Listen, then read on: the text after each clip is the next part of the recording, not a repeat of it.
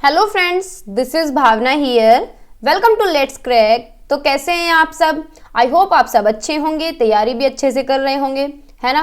Practice करते रहिए ज़्यादा से ज़्यादा, मार्क्स इंप्रूव होते जाएंगे। अभी तो हैं 8 से 10 दिन डेट आने में, और ज़रूरी नहीं है कि डेट आते ही सबसे पहले आप ही का हो। जिस हिसाब से आपने फॉर्म डाला होगा उसी हिसाब से पेपर होगा, ठीक है। तो मे भी थोड़ा लेट भी हो सकता है, तो जिनका लेट होगा उन्हें ज़्यादा टाइम मिल जाएगा, है ना। तो तैयारी में लगे रहिए। अगर अब तक भी बहुत कम तैयारी है और आपका पेपर मानो 10 दिन बाद होता है या 20 दिन बाद होता है डेट आने के, तो भी आपको अच्छा खासा टाइम मिल जाएगा। तो तैयारी में लगे रहिए, बिल्कुल अच्छे से प्रैक्टिस करते रहिए। ज़्यादा से ज़्यादा जितनी आप प्रैक्टिस करेंगे उतने ही आपके मार्क्स इंप्रूव होंगे, ठीक है। हम भी प्रैक्टिस कर रहे हैं डेली बाय डेली हर एक सब्जेक्ट के। तो आज हम कर रहे हैं इंग्लिश की पेडागोजी के टॉप 50 क्वेश्चंस, ठीक है। तो स्टार्ट करते हैं। बताइएगा आप भी, अगर आप रिकॉर्डेड बाद में भी देख रहे हैं तो भी आप अपना स्कोर बता के जाइएगा। वैसे बताते नहीं हैं, लेकिन अगर आप बता सकते हैं तो बता दीजिए, नहीं तो कोई बात नहीं, ठीक है। तो स्टार्ट करते हैं। Question number first, what is mother tongue based multilingualism, यानी मातृभाषा बेस्ड बहुभाषिता क्या होती है। जिस कक्षा में मातृभाषा भी यूज और बहुभाषिता हो, यानी अलग अलग पृष्ठभूमि के भी बच्चे हों, ठीक है। तो क्या करना चाहिए? ए ऑप्शन है starting once schooling in the mother tongue and move on to add many languages, यानी स्टार्टिंग क्या करें बच्चों की, शुरुआती यानी प्राइमरी में जब बच्चा होता है तब तो मदर टंग से यूज करें, मदर टंग में ही पढ़ाएं। उसके बाद मैनी मोर लैंग्वेजेस हम ऐड कर सकते हैं, कोई भी एक से ज़्यादा लैंग्वेज हम यूज कर सकते हैं, ऐड कर सकते हैं, ठीक है। सेकेंड ऑप्शन है starting once schooling in the mother tongue and move on to English as the medium, यानी स्टार्टिंग तो करें बच्चे की क्या है मदर टंग से, और बाद में क्या है इंग्लिश मीडियम बना दें, यानी उसका माध्यम क्या है इंग्लिश कर दें। सी ऑप्शन है learning in mother tongue medium and learning English as a language, यानी क्या है मदर टंग में भी सीखे मीडियम में, और इंग्लिश लैंग्वेज को कौन सी को सीखे, इंग्लिश को, ठीक है। मीडियम तो रहे मदर टंग और सीखे इंग्लिश। डी ऑप्शन है learning as many languages possible during the primary year of schooling, यानी प्राइमरी में क्या है ज़्यादा से ज़्यादा लैंग्वेज सीख लें। तो बताइए कौन सा एक ऑप्शन ठीक होगा? मदर टंग बेस्ड मल्टीलिंगुअलिज्म, बताइए मातृभाषा पर आधारित बहुभाषितावाद। तो बताइए, देखो ये ऑप्शन तो ठीक गलत है कि ज़्यादा से ज़्यादा जितनी पॉसिबल हो सके प्राइमरी में लैंग्वेजेस सिखाएं। तो प्राइमरी का बच्चा इतनी लैंग्वेज तो नहीं सीखेगा, है ना। ये भी गलत है कि पहले तो मदर टंग मीडियम रखें और सिखाएं क्या, याद कराएं इंग्लिश में, कुछ भी सिखाएं तो इंग्लिश लैंग्वेज में सिखाएं। तो ये भी गलत है। हमें किसी भी लैंग्वेज को टारगेट नहीं करना है कि इंग्लिश ही सिखानी है या फिर हिंदी ही सिखानी है, ठीक है भाई। हर तरह के पृष्ठभूमि के बच्चे हैं। Starting once schooling in mother tongue, यानी स्टार्टिंग तो करें मदर टंग, यहाँ तक तो ठीक था, लेकिन बाद में क्या है उसका मीडियम इंग्लिश कर दें, तो ये भी गलत है ना। ये ठीक है कि स्टार्टिंग तो करें मदर टंग से बच्चे को पढ़ाने की, और बाद में और लैंग्वेज ऐड कर सकते हैं। इसमें किसी पर्टिकुलर लैंग्वेज का नाम नहीं दिया गया है, तो ये ऑप्शन हमारा अच्छा है, ठीक है। हमें किसी भी लैंग्वेज को टारगेट नहीं करना है, ठीक है। बहुभाषिता का मतलब होता है एक से ज़्यादा भाषा यूज होना कक्षा में, है ना। अलग अलग पृष्ठभूमि से जो बच्चे आते हैं सभी की भाषा अलग अलग, सभी की नहीं, कुछ की भाषा अलग होती है, तो क्या है सब एक दूसरे से सीख लेते हैं, ठीक है। तो ज़्यादा से ज़्यादा भाषाओं का इन्वॉल्वमेंट होता है। तो ए ऑप्शन हमारा करेक्ट है, ठीक है। आगे चलते हैं। नेक्स्ट क्वेश्चन बताइए, क्वेश्चन नंबर 2 बताइएगा। A teacher of class 5th conduct a dictation activity, कक्षा 5 की शिक्षक या शिक्षिका क्या कर रही है, डिक्टेशन एक्टिविटी कर रही है, यानी डिक्टेशन कर रही है बच्चों को। विद 5 सेंटेंस ऑफ 5 और 6 वर्ड, यानी 5 सेंटेंस है जिसमें कि हर एक सेंटेंस में 5 और 6 वर्ड हैं। C read out the sentence 2 times and ask her learner, वो 2 बार पढ़ती है एक सेंटेंस को और अपने लर्नर से कहती है कि ध्यान से सुनो, ठीक है। And write the sentence as dictated, जैसे मैं डिक्टेट कर रही हूँ ध्यान से सुन के लिखो, पहले ध्यान से सुनना है। What approach to listening does the teacher want to adopt here, तो टीचर क्या है कौन सी स्किल डेवलप करना चाहती है बच्चों के अंदर, कौन सी स्किल अपना रही है, कौन सी अप्रोच अपना रही है। तो बताइए टॉप डाउन अप्रोच ए ऑप्शन है, बी ऑप्शन है कम्युनिकेटिव अप्रोच, सी ऑप्शन है bottom up approach and D option है डिक्टेशन अप्रोच। तो बताइए टीचर कौन सी अप्रोच को अडॉप्ट कर रही है, यहाँ पे अपना रही है।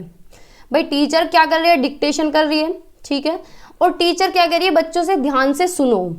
तो जिसमें बच्चे पहले सुन रहे हैं तो पहले साउंड को सुनेंगे, फिर वर्ड्स को, सेंटेंस को, मतलब पूरा पूरा मीनिंग निकालेंगे, सुनेंगे, मतलब ग्रामर पूरा टेक्स्ट लिखेंगे, सुन के ही तो लिखेंगे, है ना। तो ये कौन सी है, बॉटम अप अप्रोच। कौन सी है, बॉटम अप अप्रोच। ध्यान से सुनने के बाद पहले साउंड को रिकॉग्नाइज करेंगे, सेंटेंस, वर्ड्स, क्लोज पूरा लिखेंगे, ठीक है भाई। हम किसी चीज को सुन रहे हैं तो पहले क्या है, आप सुनेंगे ध्यान से, मैं एक वर्ड बोलूंगी, फिर यहाँ तक पूरा सेंटेंस कंप्लीट है, पूरा सेंटेंस बताऊंगी। तो कैसे जा रहे हैं, बॉटम अप अप्रोच, ठीक है। क्या है, बॉटम अप अप्रोच। तो सी ऑप्शन हमारा यहाँ पे करेक्ट है। इन्हीं के बारे में, सारों के बारे में पढ़ेंगे एक बार। बॉटम अप अप्रोच क्या होती है, bottom up process is a listening process that focus on decoding message. यानी क्या होता है कि मैसेज को डिकोड करना, सुनना। Moving from sound to word, पहले सुनेंगे, साउंड सुनेंगे, फिर वर्ड्स पे जाएंगे, फिर फ्रेजेस पे जाएंगे, फिर क्लोज पे जाएंगे, और फिर पूरे ग्रामेटिकल एलिमेंट्स पे जाएंगे सेंटेंस के, ठीक है। तो कैसे गए, बॉटम अप अप्रोच पे गए, पहले साउंड सुनी हमने, फिर वर्ड्स पे गए, फिर फ्रेजेस पे गए, फिर क्लोज पे गए, फिर पूरा ग्रामेटिकल एलिमेंट यानी पूरा वाक्य सुना हमने, है ना। डिक्टेशन का क्या एम है, dictation aim at promoting bottom up listening. यानी डिक्टेशन का क्या मतलब है, यहाँ क्या उद्देश्य है कि बॉटम अप अप्रोच को क्या है, प्रमोट करना। As it has been regarded as a technique to train people to listen carefully. यानी ये टेक्निक क्यों कराई जा रही है, जिससे कि बच्चे ट्रेन हो सके, वो क्या कर सकें, अच्छे से सुनना सीख सकें, ध्यान से सुनना सीख सकें, ठीक है। कंसंट्रेट कर सकें for the time being and retain what is being spoken. यानी ध्यान दे सके, ध्यान लगा सके कि टीचर क्या कह रही है, क्या वो बोल रही है, सुनने में ध्यान लगा सकें, ठीक है। और रिप्रोड्यूस करें अच्छी हैंडराइटिंग में एट अ रीजनेबल स्पीड, ठीक है। तो ये मतलब हुआ डिक्टेशन का यहाँ पे। और बॉटम अप अप्रोच का क्या मतलब है कि बच्चा क्या है, पहले सुनेगा, धीरे धीरे मूव करेगा, प्रोसेस पूरा बनेगा कि पहले सुनेगा, फिर वर्ड समझेगा, फिर फ्रेज, फिर क्लॉज, फिर पूरा ग्रामेटिकल एलिमेंट, ठीक है। आई होप आपको ये समझ आया होगा। फिर है टॉप डाउन अप्रोच, जो कि ऑप्शन में दिया गया था। टॉप डाउन क्या होता है, top down listening process is a listening approach that focus on looking at language as a whole. ये लैंग्वेज को पूरी तरह देखता है, एज अ होल देखता है, ठीक है। रेदर देन इंडिविजुअल साउंड्स, ना कि इंडिविजुअल साउंड, ना कि शब्दों की साउंड सुनेगा या फिर वर्ड्स देखेगा या फिर फ्रेज देखेगा, पूरा लैंग्वेज को पूरी तरीके से देखता है, एज अ होल देखता है। It concentrates on the meaning rather than grammatical structure and individual words. क्या करता है, पूरे ग्रामेटिकल स्ट्रक्चर को देखने की बजाय किस पे, मीनिंग पे फोकस करता है, किस पे, मीनिंग पे फोकस करता है, ठीक है। तो ये हुई टॉप डाउन लिसनिंग, ठीक है। कम्युनिकेटिव अप्रोच क्या होता है, कम्युनिकेटिव अप्रोच लैंग्वेज टीचिंग का ही एक मेथड है, जिसमें क्या होता है, learners confidently to communicate effectively. यानी अच्छी तरह कम्युनिकेट कर सकते हैं बच्चे। जैसे मैं कम्युनिकेशन कर रही हूँ, मेरे सामने अगर आप बैठे होते तो हम क्या कर रहे होते, अच्छे से इंटरेक्शन कर रहे होते, कम्युनिकेशन कर रहे होते, है ना। क्या होता है, involving them in real communication. Real communication क्या होता है, आमने सामने बैठ के जब बातचीत करते हैं, ठीक है। इससे क्या होता है कि लर्नर को प्रिपेयर कर लेते हैं, जिससे कि वो मीनिंगफुली और ऑथेंटिक कम्युनिकेशन कर सके, ठीक है। ऑथेंटिक का मतलब होता है संदर्भ में बात कर सके, यानी सिंपल, बिल्कुल नेचुरली, ठीक है। तो ये हुई कम्युनिकेशन अप्रोच। डिक्टेशन अभी हमने पीछे पढ़ा ही है। डिक्टेशन क्या होता है, एक टेक्निक होती है जिससे कि ट्रेन कर सके बच्चे को, ध्यान से सुने, वो कंसंट्रेट कर सके एक ही टाइम पे, और रिटेन कर सके, समझ सके टीचर क्या कह रही है, और रिप्रोड्यूस कर सके उसे अच्छे एक हैंड राइटिंग में विद अ रीजनेबल स्पीड, यानी पूरी स्पीड के साथ, ठीक है भाई, समझ आया। तो ये इस क्वेश्चन का पूरा निचोड़ था। मैंने ये इसलिए रखा है क्योंकि इलज पिलज अगर आप ना हो, ठीक है, थोड़ा ध्यान दें, क्योंकि एक क्वेश्चन से 4 क्वेश्चन बन सकते हैं, ठीक है। नेक्स्ट क्वेश्चन बताइए, क्वेश्चन नंबर 3 बताइए।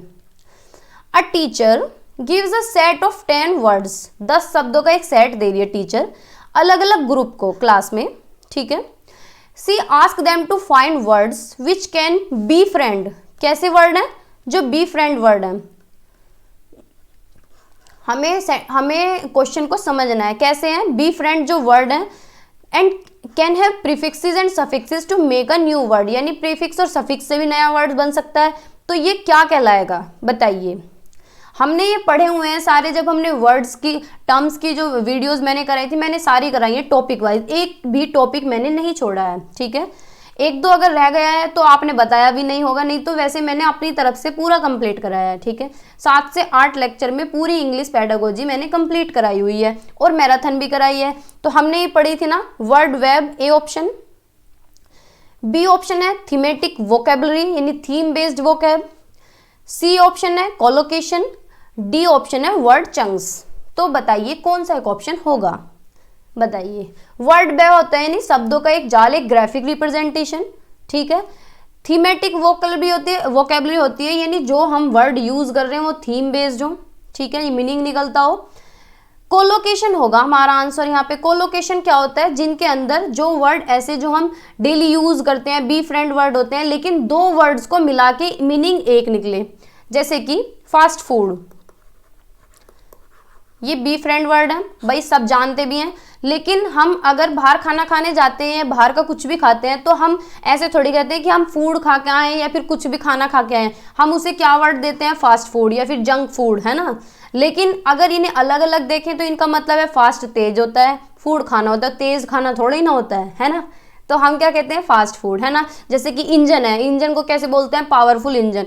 तो बहुत से ऐसे वर्ड हैं जो बी फ्रेंड होते हैं, यानी दो वर्ड्स को मिलके एक स्पेसिफिक मीनिंग निकलता है, ठीक है। तो वो क्या होता है, कोलोकेशन, ठीक है। वर्ड चंक्स होते हैं वर्ड्स को टुकड़ों में तोड़ना, ठीक है, या फिर टुकड़ों में तोड़ के पढ़ना, या सेंटेंस को, पैसेज को, ठीक है। तो सी ऑप्शन हमारा यहाँ पे करेक्ट होगा, ठीक है। आगे चलते हैं, क्वेश्चन नंबर 4, बताइएगा answer. What is dialect. Dialect क्या होता है, बोली, किसी भी एरिया में बोलने वाली। मैंने तो आंसर ही बता दिया। ए ऑप्शन है, बताइए। Speech characteristic of a region और अ सोशल ग्रुप। चलो अब बता दिया, कोई बात नहीं, लेकिन आप बताइए कि ऑप्शन के अकॉर्डिंग क्या होगा। बी ऑप्शन है language used by a people of a particular region in writing. C option है speech characteristic of a people belonging to particular job. D option है language used by people in power. बताइए कौन सा option होगा। देखो dialect क्या होता है, किसी भी पर्टिकुलर एरिया में बोली जाने वाली भाषा, यानी कंट्री के किसी भी एरिया में बोले जाने वाली जो भाषा होती है उसे बोली कहते हैं। जैसे कि यूपी की बोली कैसी है, हरियाणा की बोली कैसी है, उसे कहते नहीं है ना। तो ये बोली तो होती है। तो हमारा यहाँ पे कौन सा ऑप्शन होगा, बताइए। Language used by people in power, यानी अपनी पावर में यूज करें लैंग्वेज को, तो ये तो नहीं होगा। Speech characteristic of people belonging to particular job, यानी कुछ पर्टिकुलर जॉब के जो लोग यूज कर रहे हैं वो होती है बोली, नहीं भाई ये तो नहीं होती। Language used by people of particular region in writing, जो लिखते हुए लोग यूज कर रहे हैं, कुछ ग्रुप में पार्टिकुलर रीजन के लोग जो लिख रहे हैं वो होती है बोली, तो ये भी नहीं है ना। ए ऑप्शन हमारा ठीक होगा कि speech characteristic of a region और अ सोशल ग्रुप, यानी एक क्षेत्र में, एक सोशल ग्रुप में, एक सामाजिक ग्रुप में जो स्पीच यूज हो रहा है, जो भाषा यूज हो रही है, जो बोली जा रही है, उसे बोली कहते हैं, यानी डायलेक्ट कहते हैं, ठीक है। तो ए ऑप्शन हमारा यहाँ पे करेक्ट है। आगे चलें, स्पीड से तो नहीं चल रही हूँ, मुझे लगता है कभी कभी मैं फ्लो में बहुत ज़्यादा तेज बोल जाती हूँ, है ना भाई। अगर ज़्यादा जल्दी हो गया हो तो रिपीट करके देख लेना, ठीक है। Question number 5, a teacher conducts group work. Teacher क्या है, ग्रुप वर्क कंडक्ट करा रही है। Pair work and role play in the classroom, क्या करा रही है भाई, ग्रुप में काम करा रही है, पेयर वर्क करा रही है, रोल प्ले करा रही है क्लासरूम में, और ऑब्जर्व कर रही है बच्चों को फॉर असेसमेंट, यानी आकलन के लिए ऑब्जर्व कर रही है, देख रही है, अवलोकन कर रही है, ठीक है। What are these assessment activities known as, यानी टीचर क्या है, ग्रुप में वर्क करा रही है भाई, राउंड करके उनके आसपास घूम रही है, उन्हें ऑब्जर्व कर रही है कि अच्छा ये बच्चा कुछ बदमाशी तो नहीं कर रहा है, गलती तो नहीं कर रहा है, तो ऑब्जर्व भी कर रही है साथ के साथ। रोल प्ले करा रही है, पेयर वर्क करा रही है, ग्रुप वर्क करा रही है और ऑब्जर्व कर रही है साथ के साथ, ठीक है। किस लिए, आकलन के लिए, कि भाई ये तो देखूं कितना सीख रहे हैं, नहीं सीख रहे हैं, है ना। तो बताइए कौन सी एक एक्टिविटीज होगी असेसमेंट की। स्पीकिंग असेसमेंट, बी ऑप्शन है क्लासरूम असेसमेंट, सी ऑप्शन है फॉर्मेटिव असेसमेंट, डी ऑप्शन है सम्मेटिव असेसमेंट। तो बताइए कौन सा ऑप्शन होगा। देखो आकलन से भी मैंने असेसमेंट तो सारी पेडागोजीज में कराया है, किसी का भी एक का भी देख लो तो भी आपका काम हो जाएगा, ठीक है, क्योंकि आकलन से आता ही है, एक दो क्वेश्चन तो आते ही है, हिंदी में भी दे देता है, इंग्लिश में भी। देखो सम्मेटिव असेसमेंट तो वो होता है अगर टीचर क्या है ग्रुप वर्क दे देती है और कि 6 महीने बाद तुम्हारा चेक करूंगी, ये 1 साल बाद चेक होगा, यानी एंड ऑफ द ईयर जो एग्जाम या फिर टेस्ट या कुछ भी होता है एंड ऑफ द ईयर, कब होता है? एंड ऑफ द ईयर, यानी साल के अंत में, ठीक है, जैसे कि हमारे फाइनल पेपर होते हैं, है ना। तो वो तो हुआ समेटिव असेसमेंट। फॉर्मेटिव असेसमेंट होगा। फॉर्मेटिव असेसमेंट होता है कि साथ के साथ बच्चे का आकलन होना। अब टीचर क्या कर रही है, उन्हें ग्रुप वर्क दे रखा है, रोल प्ले करा रही है और पेयर वर्क करा रही है और साथ के साथ ऑब्जर्व कर रही है, ठीक है। तो साथ के साथ हो रहा है तो फॉर्मेटिव असेसमेंट, यानी ड्यूरिंग द क्लास हो रहा है। कैसे हो रहा है? ड्यूरिंग द क्लास, ठीक है भाई। क्लासरूम स्पीकिंग असेसमेंट ये कुछ नहीं होता है, ठीक है। दो ही असेसमेंट होते हैं, फॉर्मेटिव असेसमेंट और समेटिव असेसमेंट। एक होता है डायग्नोस्टिक असेसमेंट, ठीक है। तो दोनों में से एक हुआ, यानी फॉर्मेटिव असेसमेंट हमारा आंसर है यहाँ पे, क्योंकि टीचर क्या कर रही है, साथ के साथ ऑब्जर्व कर रही है, साथ के साथ आकलन कर रही है, ठीक है। तो सी ऑप्शन हमारा करेक्ट है, ठीक है भाई। आगे चलते हैं। क्वेश्चन नंबर 6 बताइए, a teacher rights the name of the object in the classroom. क्या है? वस्तुओं के नाम लिख रही है क्लासरूम में teacher. On the object in the language of learners, और किसकी भाषा में? बच्चों की भाषा में, ठीक है। In English and in another language known to learners, English में भी लिख रही है और जो बच्चे जानते हैं उस भाषा में भी लिख रही है, ठीक है। What does the teacher try to do here, teacher करना क्या चाह रही है भाई यहाँ पे, बताइए। ए ऑप्शन है introducing the letter of the alphabet learner, यानी बच्चों को क्या है, लेटर सिखा रही है, अल्फाबेट सिखा रही है, इंट्रोड्यूस कर रही है उनके आगे। या फिर बी ऑप्शन है creating language awareness among learners, की बच्चों को क्या है, लैंग्वेज के बारे में अवेयर कर रही है, भाषा के बारे में जागरूक कर रही है।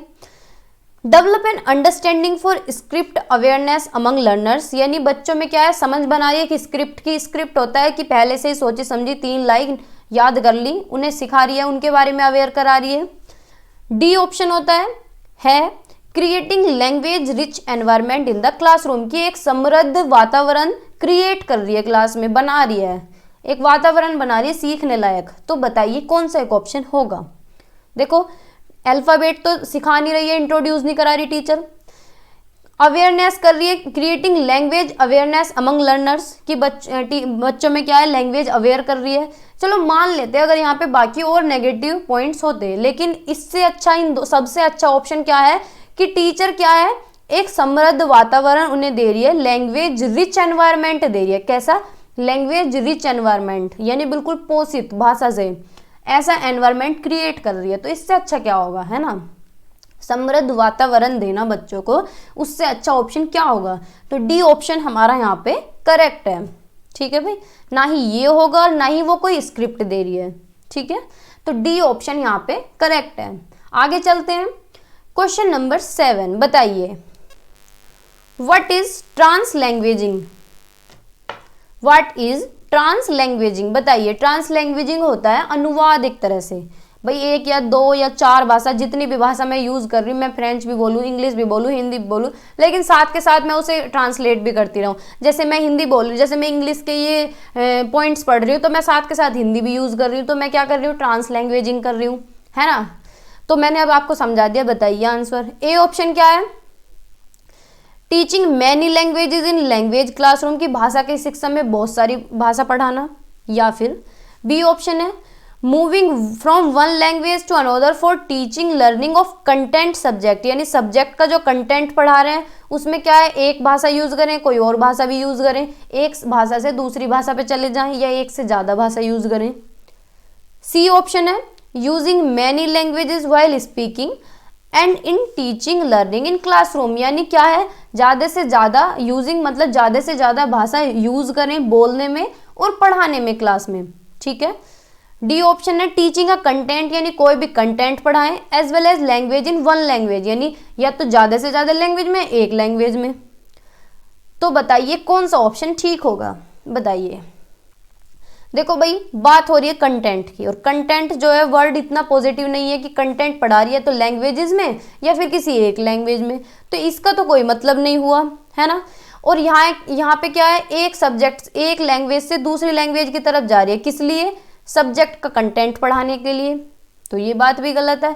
यहाँ पे क्या है, ए ऑप्शन में teaching many language in language classroom, की जो भाषा की कक्षा है उसमें ज़्यादा से ज़्यादा लैंग्वेज यूज़ करना, तो ये भी मतलब नहीं हुआ। सी ऑप्शन हमारा ठीक होगा कि टीचर क्या है, यूज़ कर रही है ज़्यादा से ज़्यादा लैंग्वेज, और कब कर रही है, स्पीकिंग यानी बोलने में कर रही है, और कब कर रही है, पढ़ाने में कर रही है, तो यही तो ट्रांस लैंग्वेजिंग हुआ, यानी बोल रही है बहुत सारी भाषा, पढ़ा भी रही है उसमें, तो कैसे पढ़ा रही है वो, चार चार भाषा अगर बोल रही है तो कैसे पढ़ा रही है, अनुवाद करके तो पढ़ा रही होगी, यानी ट्रांस लैंग्वेजिंग करके तो पढ़ा रही है, लैंग्वेज को ट्रांसलेट करना, सिंपल भाषा में समझो कि भाषा को ट्रांसलेट करना, बिल्कुल, है ना।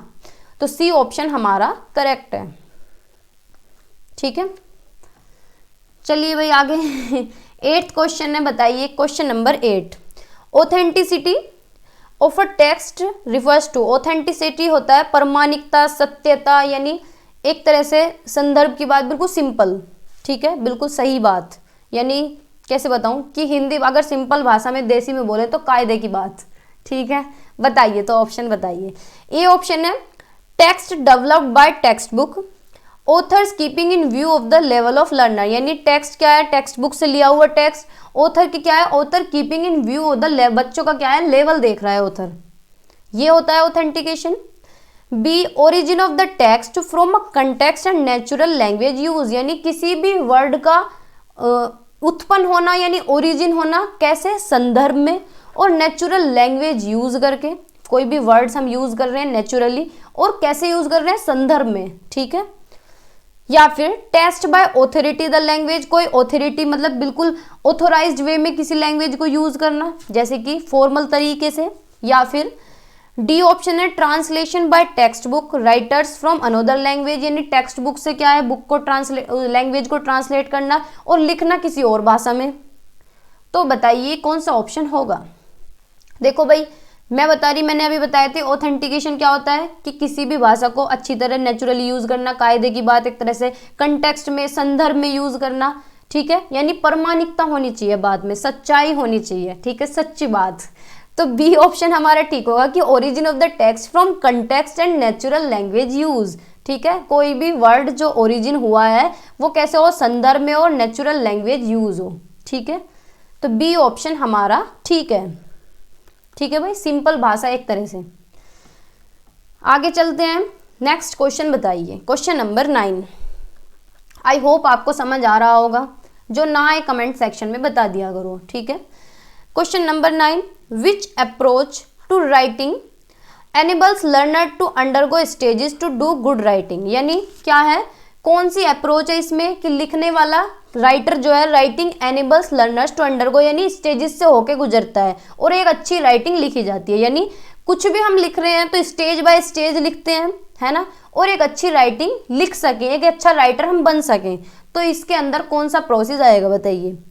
डेस्क्रिप्टिव राइटिंग होती है कि भाई स्टेज बाय स्टेज लिखें और एक अच्छी राइटिंग हो, या फिर प्रोसेस अप्रोच टू राइटिंग, यानी एक प्रक्रिया होनी चाहिए, या फिर प्रोडक्ट अप्रोच टू राइटिंग, यानी एक उत्पाद होना चाहिए, प्रोडक्ट होना चाहिए, या फिर इंस्टीट्यूशनल राइटिंग, कोई भी इंस्टीट्यूशनल राइटिंग हो। तो बताइए आप इससे क्या समझ रहे हैं। मतलब देखो हम कुछ भी लिख रहे हैं एक तरीके से लिखते हैं, है ना। स्टेजेस हमने पढ़ी थी अच्छी हमने जब इंग्लिश की पेडागोजी करी थी हमने स्टेजेस पढ़ी थी, ठीक है। तो एक स्टेजेस से होके ही तो गुजरता है, कुछ भी अच्छा हमें लिखना होता है तो हम स्टेजेस से होके गुजरते हैं। जैसे कि हमने स्टेजेस पढ़ी थी कि प्री राइटिंग होती है पहले, है ना भाई। प्री राइटिंग का मतलब है कि बच्चा या बंदा कोई भी जो भी लिख रहा है राइटर, वो क्या है, लिखने से पहले सोचता है, क्या करता है, ब्रेन स्टॉर्मिंग करता है। क्या करता है, ब्रेन स्टॉर्मिंग करता है अपने दिमाग में कि भाई क्या लिखना है, मुझे कैसे लिखना है ना। फिर ड्राफ्टिंग करता है, ठीक है, फिर ड्राफ्टिंग करता है, ठीक है, कि मतलब अपने दिमाग में ये देखता है कि मैं जो सोच रहा हूँ वो सही सोच रहा हूँ नहीं, मतलब इसी तरह से हम स्टेज बाय स्टेज आगे बढ़ते हैं। तो ये क्या होता है, ये पूरा प्रोसेस होता है, एक प्रक्रिया होती है ना। तो बी ऑप्शन हमारा ठीक होगा कि ये क्या है, प्रोसेस अप्रोच है। पहले प्री एडिटिंग करेंगे, प्री एडिटिंग, फिर ड्राफ्टिंग करेंगे, फिर चेक करेंगे उसे, फिर उसके बाद उसे शेयरिंग करेंगे, ठीक है। तो हमने ये पढ़ी थी, तो बी ऑप्शन हमारा ठीक है, क्या है, प्रक्रिया चल रही है, तभी एक अच्छी राइटिंग हो सकती है, ठीक है। तो बी ऑप्शन करेक्ट है। नेक्स्ट क्वेश्चन बताइए, question number 10, grammar learning is, यानी व्याकरण अधिगम क्या है। Learning the rules of grammar, की ग्रामर के रूल्स याद करना, पहले ही कट कर दिया। बी ऑप्शन है learning the rules first and be able to use later, यानी क्या है, पहले रूल याद करें फिर उसके बाद उसे यूज करें एक तरह से। सी ऑप्शन है learning from meaning to use the form in context, यानी पहले क्या है उसे उसका मीनिंग देखें, उसका अर्थ देखें संदर्भ में, फिर उसके रूल्स पे जाएं। डी ऑप्शन है finding error in a written and spoken language in any language, यानी कुछ भी हम भाषा बोल रहे हैं, पढ़ रहे हैं, सीख रहे हैं, तो उसमें क्या है पहले एरर देखें लिखे हुए, फिर बोले हुए एरर देखें कि बोलने में क्या त्रुटि है। तो बताइए कौन सा एक ऑप्शन ठीक होगा। भाई ये तो होगा नहीं कि हम पहले एरर फाइंड करें लिखे हुए में क्या एरर है, फिर स्पोकन लैंग्वेज में देखें जब भी कोई भाषा की कक्षा हो रही हो, है। या फिर ये ऑप्शन भी गलत है कि पहले हम रूल्स याद करें फिर उसे यूज बाद में करें, कि पहले रूल याद कर लें फिर बाद में यूज करें, तो ये भी गलत है। हाँ, फर्स्ट ऑप्शन तो हमारा हो ही गया गलत। तो सी ऑप्शन हमारा ठीक है कि हम क्या है लैंग्वेज को पहले यूज करें, ग्रामर हमें कैसे पढ़ानी चाहिए, ग्रामर की लर्निंग कैसे करनी चाहिए, कि पहले हम क्या करें यूज करें, और कैसे करें कंटेक्स्ट में, संदर्भ में यूज करें। ठीक है भाई, टीचर क्या है बच्चे को वोकैब सिखा रही है तो पहले उसे मीनिंग बताए कि पीना को वाटर बोलते, पानी को वाटर बोलते हैं, पीने को ड्रिंकिंग बोलते हैं, दूध को मिल्क बोलते हैं। तो क्या है टीचर क्या है यूज करना सिखाए कि अपने घर पे जाके ऐसे यूज करना। ठीक है, और कैसे संदर्भ में, अब जब घर आ गया तो संदर्भ हो गया, है ना। संदर्भ का मतलब होता है अपने वातावरण में यूज करना। ठीक है, तो सी ऑप्शन हमारा ठीक है। ठीक है भाई, कैसे पढ़ते हैं हम ग्रामर को, मीनिंग टू फॉर्म, कैसे मीनिंग टू फॉर्म। ठीक है, तो सी ऑप्शन करेक्ट है। आगे चलते हैं, बताइए क्वेश्चन नंबर 11। एरर्स क्या हैं। Errors are indication of learning, यानी अधिगम को दर्शाते हैं कि लर्निंग कैसे हो रही है, या फिर हैम्पर लैंग्वेज लर्निंग की बाधा बनते हैं। Are to be corrected then and there, यानी जहां गलती हो जाए साथ के साथ ठीक कर दो उसे, या फिर should be avoided by noticing them, यानी देखने के बाद उन्हें नजरअंदाज कर दो। तो बताइए क्या होते हैं एरर। भाई ये ऑप्शन तो होगा नहीं, एरर हमें देख के नजरअंदाज तो करने नहीं है, और ना ही हमें साथ के साथ करेक्ट कर देने कि अच्छा तुमने गलती कर दी, इधर आओ ठीक करती हूँ मैं इसे, है। या फिर ये लर्निंग में हैम्पर करते हैं, यानी बाधा बनते हैं, रुकावट बनते हैं, कोई परेशानी क्रिएट करते हैं। तो भाई ऐसा नहीं है। एरर क्या है, हमें सिखाते हैं, हमारे सीखने का एक इंडिकेशन है कि हम किस तरह से सीख रहे हैं। अगर एरर नहीं करेंगे तो पता कैसे चलेगा कि बच्चे को क्या आ रहा है क्या नहीं आ रहा है। भाई अगर बच्चा गलती कर रहा है तो हमें ये पता चलता है अच्छा ये पोर्शन इसका वीक है, यहाँ पे ये गलती कर रहा है ना। तो ऐसे ही तो होता है। तो एरर क्या है, पार्ट होता है हमारी लाइफ का, सभी लोग एरर करते हैं, एरर करके ही सीखते हैं। ठीक है, तो ये क्या है, इंडिकेशन है लर्निंग का। तो ए ऑप्शन हमारा करेक्ट है। ठीक है, नेक्स्ट क्वेश्चन बताइए, क्वेश्चन नंबर 12 बताइए। Words which we recognise when hear and reader, यानी जिन शब्दों को हम पहचान लेते हैं कैसे, सुन के और कैसे पढ़ के, उसे क्या बोलते हैं। प्रोडक्टिव वोकैबलरी, या फिर वर्ड्स इन कंटेक्स्ट यानी संदर्भ में शब्द, या फिर इंटरनल वोकैबलरी। इंटरनल वोकैबलरी तो कुछ नहीं होती, जो हमारे मन में पता नहीं कितनी वोकैब है, कितने वर्ड है मन में।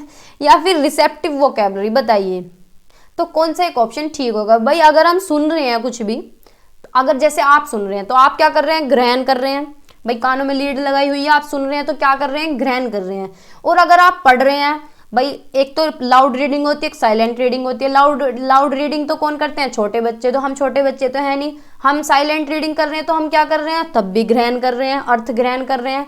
ठीक है, तो ये क्या कर रहे हैं, हम रिसीव कर रहे हैं। पूरा प्रोसेस किस चीज का चल रहा है, रिसेप्टिव का चल रहा है। तो ये क्या हुई, रिसेप्टिव वोकैबलरी। क्या हुई, रिसेप्टिव वोकैबलरी। ठीक है भाई, रिसीव ही तो कर रहे हैं, सुन रहे हैं तो भी हम रिसीव कर रहे हैं, पढ़ रहे हैं तो भी हम रिसीव कर रहे हैं। ठीक है, तो डी ऑप्शन हमारा करेक्ट होगा। प्रोडक्टिव वोकैबलरी क्या होती है, प्रोडक्टिव वोकैबलरी होती है यानी बोलना, हम कुछ प्रोड्यूस कर रहे हैं। मैं कर रही हूँ प्रोडक्टिव वोकैबलरी। ठीक है, मैं क्या कर रही हूँ, कुछ प्रोड्यूस कर रही हूँ। ठीक है, और मैं लिख रही हूँ, अगर मैं कुछ लिख रही हूँ तो भी मैं प्रोड्यूस कर रही हूँ। ठीक है, तो इसमें क्या है, डी ऑप्शन हमारा करेक्ट है, क्योंकि सारा क्या है, ग्रहण करने का काम कर रहे हैं, सुना भी जा रहा है और पढ़ा भी जा रहा है। ठीक है, डी ऑप्शन हमारा करेक्ट है। इसलिए मैं ज़्यादा फोकस कर रही हूँ इन पे, क्योंकि क्वेश्चन 1 से 4 बनते हैं। क्वेश्चन को पूरा घुमाना चाहिए, जिससे कि एक क्वेश्चन से अगर दूसरा भी क्वेश्चन बने तो आपका ना गलत हो, है ना। ठीक है, आगे चलते हैं, क्वेश्चन नंबर 13 बताइए। Which one of the following is not an objective of teaching reading, यानी पढ़ने का कौन सा एक उद्देश्य नहीं है। बताइए। ए ऑप्शन है connect the ideas of the text with one's previous knowledge, यानी क्या करें, जो भी हम पढ़ रहे हैं उसे पूर्व ज्ञान से जोड़ें। भाई ये बात तो ठीक है, बच्चों के पूर्व ज्ञान से जोड़ना चाहिए। Make meaning of words phrase and language chunks, यानी क्या करें, जो भी हम वर्ड्स पढ़ रहे हैं, फ्रेज पढ़ रहे हैं या फिर लैंग्वेज को क्या है टुकड़ों में पढ़ रहे हैं, उसका मीनिंग निकालें। ठीक है भाई, मीनिंग बनाएं, ये भी ठीक है। Language infers meaning while reading text, अगर हम कुछ भी पढ़ रहे हैं तो भी उसके मीनिंग तक जाएं, ये भी ठीक है।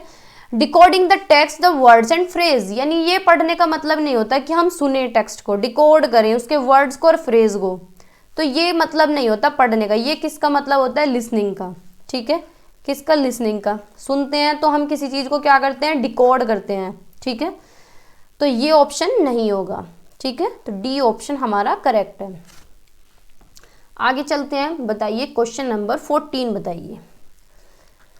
When learners come to school for the first time, जब बच्चे पहली बार स्कूल आते हैं, दे कम विद मदर टंग, तो किसके साथ आते हैं, अपनी मातृभाषा के साथ आते हैं, अपनी मदर टंग के साथ आते हैं। ठीक है, how does a teacher in her English और other language class use the mother tongue of learner, यानी बच्चा टीचर क्या करेगा क्लास में, इंग्लिश का टीचर है तो वो कैसे उनकी लैंग्वेज को यूज करेगा, मदर टंग को यूज करेगा।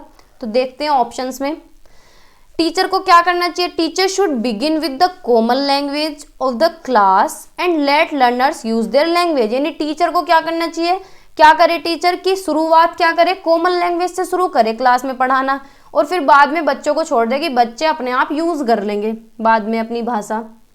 ठीक है, बी ऑप्शन क्या कह रहा है, teacher should use only English or the other language, teacher क्या सिर्फ इंग्लिश यूज करे या फिर कोई और language, and should not allow learners to use their mother tongue, यानी बच्चों को बिल्कुल रेस्ट्रिक्ट कर दे कि तुम अपनी मदर टंग नहीं बोल सकते, तुम अपनी मातृभाषा यूज नहीं करोगे।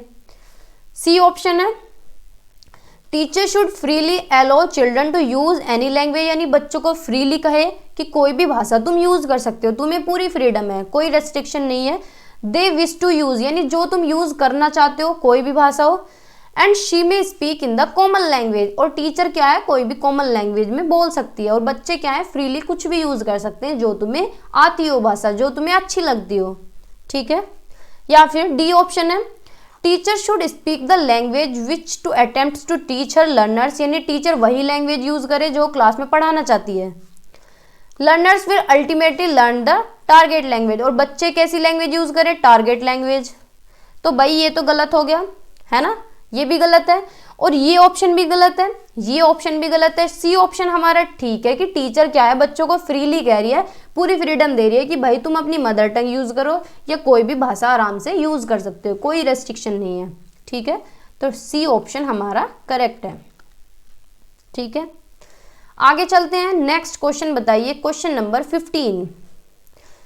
NEP 2020 recommends the study of classical language as, यानी NEP राष्ट्रीय शिक्षा नीति 2020 क्या रिकमेंड करती है कि क्लासिकल लैंग्वेज क्या करनी चाहिए, एडिशनल ऑप्शन की तरह यूज करनी चाहिए, और कब, मिड और सेकेंडरी स्टेज पे स्कूलिंग की, या फिर one of the options under the 3 language formula कि त्रिभाषा सूत्र में से एक ऑप्शन में रखी जाए क्लासिकल लैंग्वेज, या फिर as additional options during the foundational stage of schooling. भाई फाउंडेशनल स्टेज में तो बच्चा छोटा रहता है तो उसे कैसे हम क्लासिकल लैंग्वेज सिखा सकते हैं, है ना, कोई भी क्लासिकल लैंग्वेज। डी ऑप्शन है as additional options as an elective language during the secondary stage of schooling, कि एक इलेक्टिव लैंग्वेज की तरह एडिशनल ऑप्शन की तरह यूज करें, तो ये भी नहीं होगा। और ये भी नहीं होगा कि भाई हम उसे फाउंडेशनल एज में एडिशनल ऑप्शन में क्लासिकल लैंग्वेज यूज कराएं, या फिर 3 लैंग्वेज फॉर्मूले में ऐसा है, तो ये भी नहीं है। भाई ए ऑप्शन ठीक है कि हम अगर कोई भी भाषा बच्चे को सिखानी चाहते हैं या फिर कोई भी लैंग्वेज ऐड करना चाहते हैं कोई भी, तो ऑप्शन के तौर पे तो हम कब कर सकते हैं, जब बच्चा मिड और सेकेंडरी स्टेज में होगा, यानी बच्चा थोड़ा सा बड़ा हो जाएगा, है ना, तभी तो वो समझ सकता है क्लासिकल भाषा को, है ना। तो ए ऑप्शन ठीक है, NEP यही रिकमेंड करती है। ठीक है, नेक्स्ट क्वेश्चन बताइए, क्वेश्चन नंबर 16 बताइए। लैंग्वेज इज, यानी भाषा क्या है, अ लिंग्विस्टिक अरेंजमेंट है, यानी भाषा विज्ञान है, एक तरह से भाषाई विज्ञान है। अ सिस्टम ऑफ सिस्टम, यानी अवस्थाओं की अवस्था है, सिस्टमेटिक यानी सिस्टम से पूरा। और डेवलपमेंटल ग्रामेटिकल सिस्टम है कि ग्रामेटिकल सिस्टम है, या फिर ऑफ लेटर्स एंड साउंड, यानी एक लेटर और साउंड के बेस पे है लैंग्वेज। भाई बी ऑप्शन हमारा ठीक होगी, लैंग्वेज क्या है, सिस्टम ऑफ सिस्टम, यानी अवस्थाओं की अवस्था है, व्यवस्थाओं की व्यवस्था है, ठीक है। इसी के अंदर व्यवस्था, इसी के अंदर हमारी फिनीम्स आ जाएंगी, यानी सिस्टम के अंदर ही फिनीम्स यानी साउंड आ जाएगा, सारे ग्रामेटिकल स्ट्रक्चर भी इसी के अंदर आ जाएंगे, पूरे सिस्टम के अंदर ही तो आ जाएंगे, है ना। लेटर्स हुए ये भी इसी के अंदर आ जाएंगे, साउंड्स भी इसके अंदर ही आ जाएंगी, ठीक है। तो सारी चीजें इसी के अंदर आ जाएंगी। तो भाषा क्या है, सिस्टम ऑफ सिस्टम्स, ठीक है, यानी व्यवस्थाओं की व्यवस्था है। तो बी ऑप्शन हमारा करेक्ट है, ठीक है। नेक्स्ट क्वेश्चन बताइए, question number 17। Jeeva reads a text looking for some specific information, यानी जीवा क्या है, कोई भी टेक्स्ट पढ़ रही है, किस लिए, एक स्पेसिफिक इंफॉर्मेशन के लिए। What is this reading known as, यानी एक स्पेसिफिक इंफॉर्मेशन के लिए जीवा क्या है, टेक्स्ट पढ़ रही है कोई भी, तो इसे क्या बोलेंगे, स्कैनिंग बोलेंगे या फिर स्कीमिंग बोलेंगे। स्कीमिंग तो ओवरऑल मीनिंग के लिए होता है, स्कैनिंग होता है किसी भी स्पेसिफिक इंफॉर्मेशन के लिए, या फिर रैपिड रीडिंग या फिर इंटेंसिव रीडिंग। तो बताइए कौन सा एक ऑप्शन होगा।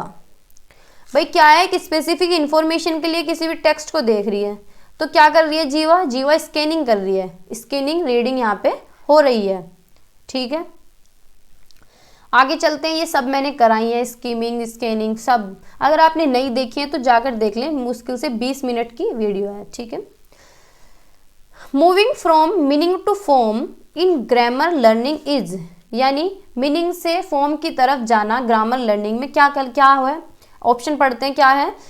Learners use the grammatical item with understanding and discover the rules later, यानी इसका मतलब बता रखा है ऑप्शंस में, बस थोड़े से बड़े बड़े ऑप्शन दे रखे हैं जिससे कि हम लोग डर जाएं देख के कि लर्नर्स यूज द, लर्नर क्या है, ग्रामेटिकल आइटम यूज करें, कैसे करें, समझ के करें, एंड रूल्स को बाद में डिस्कवर करें, पहले उसे समझें फिर बाद में रूल्स पे जाएं, ठीक है।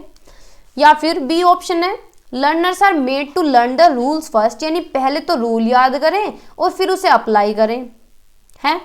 सी ऑप्शन है, teacher teaches the rules first, teacher क्या है, पहले रूल्स पढ़ाए और फिर क्या है, यूज कराए, और कैसे, ड्रिल के द्वारा। डी ऑप्शन है, learners understand rules of the grammatical items, की बच्चे क्या है, पहले रूल समझे ग्रामेटिकल आइटम के और फिर क्या करें, बाद में उसे यूज करें। तो इसमें भी रूल्स की बात हो रही है पहले, तो हमें ग्रामर कैसे पढ़नी होती है, मीनिंग टू फॉर्म, इसमें भी रूल्स की बात पहले हो रही है, तो ये भी कट गया, और इसमें भी रूल सिखाए जा रहे हैं पहले, तो ये भी कट गया। लेकिन इसमें क्या है, इसमें कह रहे हैं कि ग्रामेटिकल आइटम को कैसे करना है, पहले समझना है और बाद में डिस्कवर द रूल्स लेटर, यानी रूल क्या है बाद में डिस्कवर करने हैं, पहले क्या है, यूज करना है, कैसे यूज करना है समझ गए, ठीक है। तो ए ऑप्शन हमारा ठीक होगा, ठीक है भाई। ग्रामर को हमें हमेशा इसी तरह से पढ़ना चाहिए, एक तो संदर्भ में पढ़ना चाहिए, दूसरा पहले उसका मीनिंग पढ़ें, पहले उसे यूज करें फिर रूल्स पे जाएं, ठीक है। तो ए ऑप्शन करेक्ट है, ठीक है। Question number 19, question number 19, which of the following could you place as the most suitable assessment task, कौन सा एक अच्छा असेसमेंट टास्क है किस लिए, learners ability to develop speaking skills, यानी स्पीकिंग स्किल डेवलप करने के लिए कौन सा एक टास्क अच्छा है, बताइए। ए ऑप्शन है, writing a speech in a given situation, की भी किसी भी सिचुएशन दे के उस पर स्पीच लिखवाना, या फिर describe a scene from play, play में से कोई भी सीन डिस्क्राइब करना, या फिर listening to an audio text and responding to it, यानी कोई भी ऑडियो टेक्स्ट सुनना और उस पर रेस्पॉन्ड यानी अपनी प्रतिक्रिया देना। डी ऑप्शन है, playing a character in a role play, कि रोल प्ले में अपना कैरेक्टर प्ले करना। तो बताइए कौन सा एक ऑप्शन अच्छा होगा। देखो भाई स्पीकिंग स्किल डेवलप करनी है तो रिटन स्पीच से तो होगी नहीं, ना ही कोई सीन डिस्क्राइब करके होगी कि उसके डिस्क्राइब करें उसे, तो ये भी नहीं है, या फिर ऑडियो टेक्स्ट सुन लो और उस पर प्रतिक्रिया दो, तो ये भी गलत है, ये भी फिट नहीं बैठ रहा है। ये अच्छा ऑप्शन है कि रोल प्ले कराएं और उस रोल प्ले में क्या है, कैरेक्टर प्ले करें, ठीक है। तो उसमें क्या है, डिस्कशन होगा, सबको रोल दिया जाएगा अपना अपना, जो भी कोई टॉपिक होगा, तो इससे क्या है, बच्चों की स्पीकिंग स्किल्स इंप्रूव होगी, ठीक है, डेवलप होगी, ठीक है। तो डी ऑप्शन यहाँ पे बेस्ट है। आगे चलते हैं, नेक्स्ट क्वेश्चन बताइए, क्वेश्चन नंबर 20 बताइए, which one of the following is assessment for learning. Assessment for learning का कौन सा एक है इसमें से बताइए। A option assessment designed bye organisations at the regional level, कि रीजनल लेवल पे यानी क्षेत्रीय लेवल पे हो, क्षेत्रीय लेवल पे हो असाइनमेंट आकलन ऑर्गेनाइज कराया जाए, किस लिए, to monitor student progress at the end of the term, यानी टर्म के बिल्कुल एंड में यानी एंड ऑफ द ईयर या फिर 6 महीने में, 1 साल में बच्चों को मॉनिटर करने के लिए। बी ऑप्शन है assessment design to know students progress at the end of the year, कि साल के अंत में बच्चे की प्रोग्रेस देखें।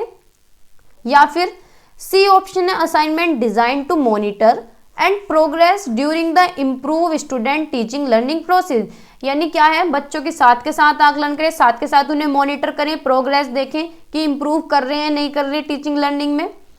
या फिर डी ऑप्शन है assessment activities like national achievement सर्वे, कि ऐसे आकलन होगा कि नेशनल अचीवमेंट सर्वे कराएं। बताइए असेसमेंट फॉर लर्निंग क्या होता है, जो क्लास के दौरान आकलन होता है, ड्यूरिंग द क्लास। कैसे, ड्यूरिंग द क्लास, क्लास के दौरान जो आकलन होता है वो होता है असेसमेंट फॉर लर्निंग, या फिर इसे क्या बोलते हैं, फॉर्मेटिव असेसमेंट। किसकी तरह होता है ये, फॉर्मेटिव असेसमेंट की तरह। दोनों में बात बराबर ही है, असेसमेंट फॉर लर्निंग का हो या फॉर्मेटिव असेसमेंट का हो। ठीक है, तो ए ऑप्शन हमारा नहीं होगा, एंड ऑफ द टर्म है तो ये है समेटिव असेसमेंट या फिर असेसमेंट ऑफ लर्निंग। और ये भी एंड ऑफ द ईयर है तो ये भी क्या हुआ, assessment of learning. Assessment of learning हुआ ये भी, यानी एंड ऑफ द ईयर हो रहा है, साल के अंत में हो रहा है, जैसे कि फाइनल पेपर है। और नेशनल अचीवमेंट सर्वे से भी कोई फिट नहीं बैठ रहा है कि नेशनल अचीवमेंट करा दो।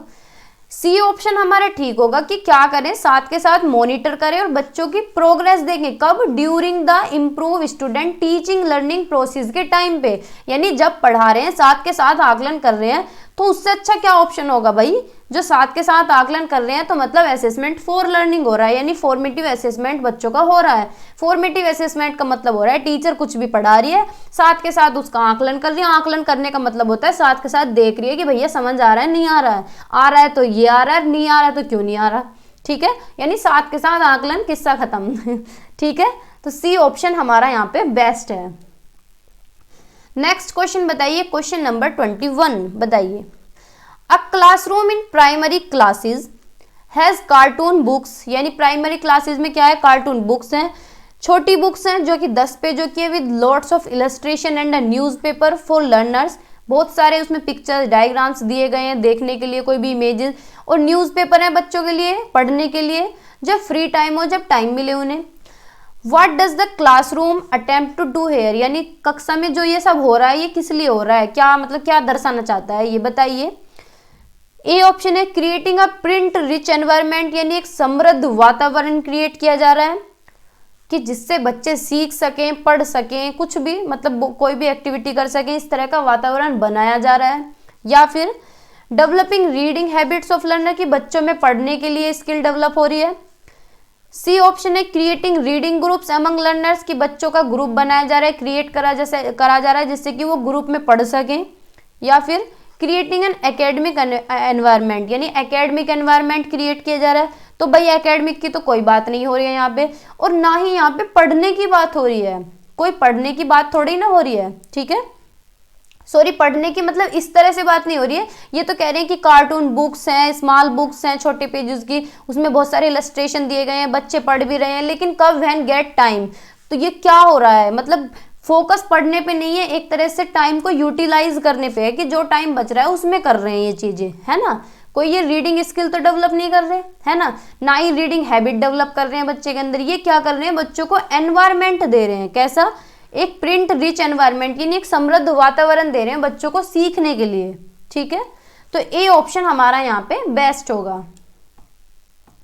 आगे चलते हैं, क्वेश्चन नंबर 22 बताइए। A teacher demonstrate in class first how to write the letters of the alphabet, यानी टीचर क्या है, बच्चों को ये सिखा रही है कि कैसे लिखना चाहिए, कि वर्ड लेटर यानी A for apple, B for boy कैसे लिखना चाहिए, कैसे बनाएं, ऐसे डंडा खींचें, फिर ऐसे करें, फिर बीच से मिलाएं, टीचर बताती है। C describe where to start and how to move for writing the letters of the start, यानी ये अल्फाबेट, यानी ये क्या कह रही है कि कैसे शुरू करना है, कैसे पेंसिल पकड़नी है, कैसे हाथ को घुमाना है, मतलब पूरा मेथड बता रही है teacher. What does she try to make her learners understand, यानी बच्चों को वो क्या समझाना चाहती है, बताइए। राइटिंग स्किल डेवलप कर रही है उनमें, राइटिंग रूब्रिक्स, या फिर मैकेनिक्स ऑफ राइटिंग, या फिर hand eye coordination. Writing rubrics का मतलब है कि राइटिंग इंप्रूव करना, भाई उन्हें तो लिखना ही नहीं आ रहा, इंप्रूव तो वो जब करेंगे। राइटिंग स्किल डेवलप कर रही है, यानी कौशल बिल्कुल विकसित कर रही है, भाई वो क्या कर रही है, उन्हें तरीका ही तो बता रही है कि ऐसे ऐसे करो, पेंसिल को ऐसे करो, फिर बीच से ऐसे लेके जाओ, हाथ को ऐसे घुमाओ, वो यही तो बता रही है, ठीक है। तो हैंड आई कोऑर्डिनेशन तो बन ही रहा है कि पहले से ही बन रहा है, जब भी तो वो लिखना शुरू कर रहे होंगे, है ना। तो टीचर क्या कर रही है, मैकेनिक्स बता रही है लिखने का, यानी तरीका बता रही है कि इस तरह से तुम्हें लिखना है, पेन को ऐसे पकड़ना है, हाथ को ऐसे रखना है, अंगूठे को उंगली के साथ ऐसे रखना है, ठीक है। तो ये क्या है, पूरा प्रोसेस बता रही है, यानी पूरा मैकेनिक्स बता रही है राइटिंग का, ठीक है भाई। सी ऑप्शन हमारा करेक्ट है। आगे चलते हैं, क्वेश्चन नंबर 23, बताइए व्हाट इज प्रोडक्टिव वोकेबलरी, यानी प्रोडक्टिव वोकेबलरी क्या होती है। Words we recognise as we hear and read, यानी जो हम सुनते हैं और पढ़ते हैं, तो ये तो क्या हुआ, ये तो रिसेप्टिव वोकैब हुई। कैसी, रिसेप्टिव, यानी जो हम रिसीव करते हैं, ठीक है भाई, सुन के और पढ़ के ही तो हम रिसीव करते हैं। जब पढ़ते हैं, जब हम उन्हें मन में दिमाग में रखते हैं, वो भी रिसीव कर रहे हैं। आप लोग सुन रहे हैं तो आप भी ग्रहण कर रहे हैं, आप भी रिसीव कर रहे हैं, तो ये तो रिसेप्टिव हुई। Words which we recall when speak, यानी कोई बोलता है वर्ड्स को, या फिर words that we use in writing and speaking, जो हम लिखने में और बोलने में करते हैं यूज, या फिर words which we fail to recognise while listening and writing, यानी जिन शब्दों को हम पहचान नहीं पाते हैं, कब, सुनती बार और लिखती बार। तो बताइए कौन सा एक ऑप्शन होगा। भाई प्रोडक्टिव वोकैब वो होती है जिसमें हम कुछ प्रोड्यूस करते हैं, जैसे कि मैं कुछ लिख रही हूँ तो मैं क्या प्रोड्यूस कर रही हूँ, मैं कुछ बोल रही हूँ तो मैं प्रोड्यूस कर रही हूँ, यानी बोलने में प्रोड्यूस कर रही हूँ और लिखने में प्रोड्यूस कर रही हूँ। तो क्या कर रही हूँ, मैं प्रोड्यूस कर रही हूँ, यानी सी ऑप्शन हमारा ठीक होगा कि राइटिंग कर रही हूँ और स्पीकिंग कर रही हूँ। राइटिंग और स्पीकिंग क्या होती है, प्रोडक्टिव वोकैब होती हैं, ठीक है, क्या होती है, प्रोडक्टिव वोकैबलरी, ठीक है। तो सी ऑप्शन हमारा करेक्ट है। आगे बताइए next question, question number 24, which one of the following is not true of learning language, भाषा सीखने के लिए कौन सा एक सही नहीं है। भाषा अधिगम में mother tongue supports better cognitive level, भाई मदर टंग में अगर बच्चे को पढ़ाएंगे तो उसका संज्ञानात्मक वृद्धि भी होगी, यानी दिमाग भी बढ़ेगा, अच्छी तरह समझ आएगा, है ना। Mother tongue interfere in the learning other language, की दूसरी भाषा सीखने में मदर टंग क्या है, बाधा बनती है मातृभाषा, क्या ऐसा है। सी ऑप्शन है mother tongue communication skills facilitates interpersonal, यानी मदर टंग क्या है भाई, हमारी कम्युनिकेशन भी अच्छी बनाती है और हम दूसरों के विचारों को समझ भी पाते हैं मातृभाषा के द्वारा। भाई मैं हिंदी बोल रही हूँ, सामने वाला हिंदी बोल रहा है, तो हम क्या है, दूसरों के विचारों को अच्छी तरह समझ लेते हैं और कम्युनिकेशन भी अच्छी कर लेते हैं। अब मेरे सामने कोई इंग्लिश टू इंग्लिश बोलने लगे तो मेरे अंदर भी हेजिटेशन आएगी कि भैया मैं कैसे बोलूँ इसके सामने, है ना। Learning in mother tongue promotes conceptual understanding, कि अगर मदर टंग में हम अधिगम कर रहे हैं तो उससे क्या है, हमारे कंसेप्ट भी अच्छे होंगे, हम कंसेप्ट को समझ पाएंगे जो भी हम पढ़ रहे हैं, तो ये भी ठीक है। भाई दूसरों के विचारों को समझ रहे हैं, ये भी ठीक है, और बच्चे की कॉग्निटिव ग्रोथ हो रही है, ये भी ठीक है। लेकिन मदर टंग क्या है, बाधा नहीं बनती है कि मदर टंग, अगर मदर टंग में हम पढ़ा रहे हैं तो बच्चा दूसरी भाषा नहीं पढ़ सकता या फिर दूसरी भाषा नहीं सीख सकता, तो ऐसा नहीं है, इंटरफेयर नहीं करती है, ठीक है। बी ऑप्शन हमारा करेक्ट है। नेक्स्ट क्वेश्चन बताइए, क्वेश्चन नंबर 25, बताइए which approach to writing could be stated as learning to write by writing, यानी कोई सीखना चाहता है, लिखना चाहता है, एक अच्छा लेखक लिखना चाहता है, तो वो क्या है, कौन सी अप्रोच है, वो लिखने का तरीका सीख रहा है या फिर स्टेजेस से होके गुजर रहा है या फिर लिख रहा है कुछ भी, यानी एक अच्छी राइटिंग करना चाहता है, तो ये क्या है, प्रोसीज अप्रोच है, प्रोडक्ट अप्रोच है, इमिटेशन समवंस राइटिंग है, या फिर राइटिंग इन पॉइंटर है। तो बताइए कौन सा एक ऑप्शन ठीक होगा। Learning to write by writing, यानी लिख कर सीख रहा है, ठीक है, तो क्या कर रहा है भाई, प्रोसीज अप्रोच ही तो है, एक तरीके से ही तो लिख रहा होगा, है ना। कौन सी अप्रोच है? प्रोसीज अप्रोच, कि एक तरीके से तो लिख रहा होगा कि पहले प्री राइटिंग करेगा, फिर एडिटिंग करेगा, फिर ड्राफ्टिंग करेगा, फिर पब्लिशिंग करेगा, है ना, ऐसे तो होता है पूरा तरीका। तो ए ऑप्शन हमारा करेक्ट है, यानी प्रोसीज अप्रोच, एक प्रक्रिया, उपागम। क्वेश्चन नंबर 26 बताइए। A teacher of class 3rd while teaching her learners adjective, यानी एडजेक्टिव पढ़ा रही है बच्चों को, ask her learners to list out the words, यानी बच्चों से कह रही है कि एक सूची बनाओ शब्दों की जो कि डिस्क्राइब करें पर्सन और थिंग, किसी व्यक्ति और वस्तु को, सेंटेंस में, दिए गए सेंटेंस में, और कैसे करना है? डिस्कशन के थ्रू, पीयर्स के साथ डिस्कशन के through. What is the way of teaching vocab known as, जो ये वोकैब का तरीका है ये क्या कहलाता है? क्या कहलाएगा? वर्ड कनेक्शन, की वर्ड को, वर्ड का कनेक्शन बना रही है वो, या वर्ड्स को डिस्क्राइब कर रही है, या फिर एडजेक्टिव इन कंटेक्स्ट, यानी एडजेक्टिव को संदर्भ में बता रही है, या फिर वोकैब को संदर्भ में सिखा रही है। यानी बच्चों की क्या है, जिससे ज़्यादा वोकैब कैसे सीख सके, वो अपने वातावरण से, अपने संदर्भ से सीख सकें, अपने एनवायरनमेंट से सीख सकें, रियल लाइफ से सीख सकें। तो बताइए कौन सा एक ऑप्शन बेस्ट होगा? भाई वर्ड्स कनेक्शन भी नहीं सेट बैठ रहा है, या फिर ना ही वर्ड्स को वो डिस्क्राइब कर रही है, किसी पर्टिकुलर टॉपिक को संदर्भ में हम पढ़ा रहे हैं, लेकिन इस सबसे बेस्ट क्या होगा कि वोकैब डेवलप कर रही है बच्चों के अंदर, वो भी कैसे? संदर्भ में, ठीक है, कंटेक्स्ट में। तो डी ऑप्शन हमारा यहाँ पे बढ़िया है, ठीक है, तो डी ऑप्शन हमारा करेक्ट है, ठीक है। नेक्स्ट क्वेश्चन है question number 27। What is the structure of school education as recommend by NEP 2020, यानी NEP 20 ने किस तरह का स्ट्रक्चर दिया है स्कूल का? बताइए। 5+3+3+4, या फिर 2+3+3+4, या फिर 2-5-3-2-2, या फिर 5-3-3-2-2। बताइए कौन सा एक ऑप्शन बेस्ट है, कौन सा एक ऑप्शन सही है? इसे क्वेश्चन को रटने की जरूरत नहीं है, बिल्कुल समझने की जरूरत है। देखो पहले 10+2 का स्ट्रक्चर था, अब क्या है?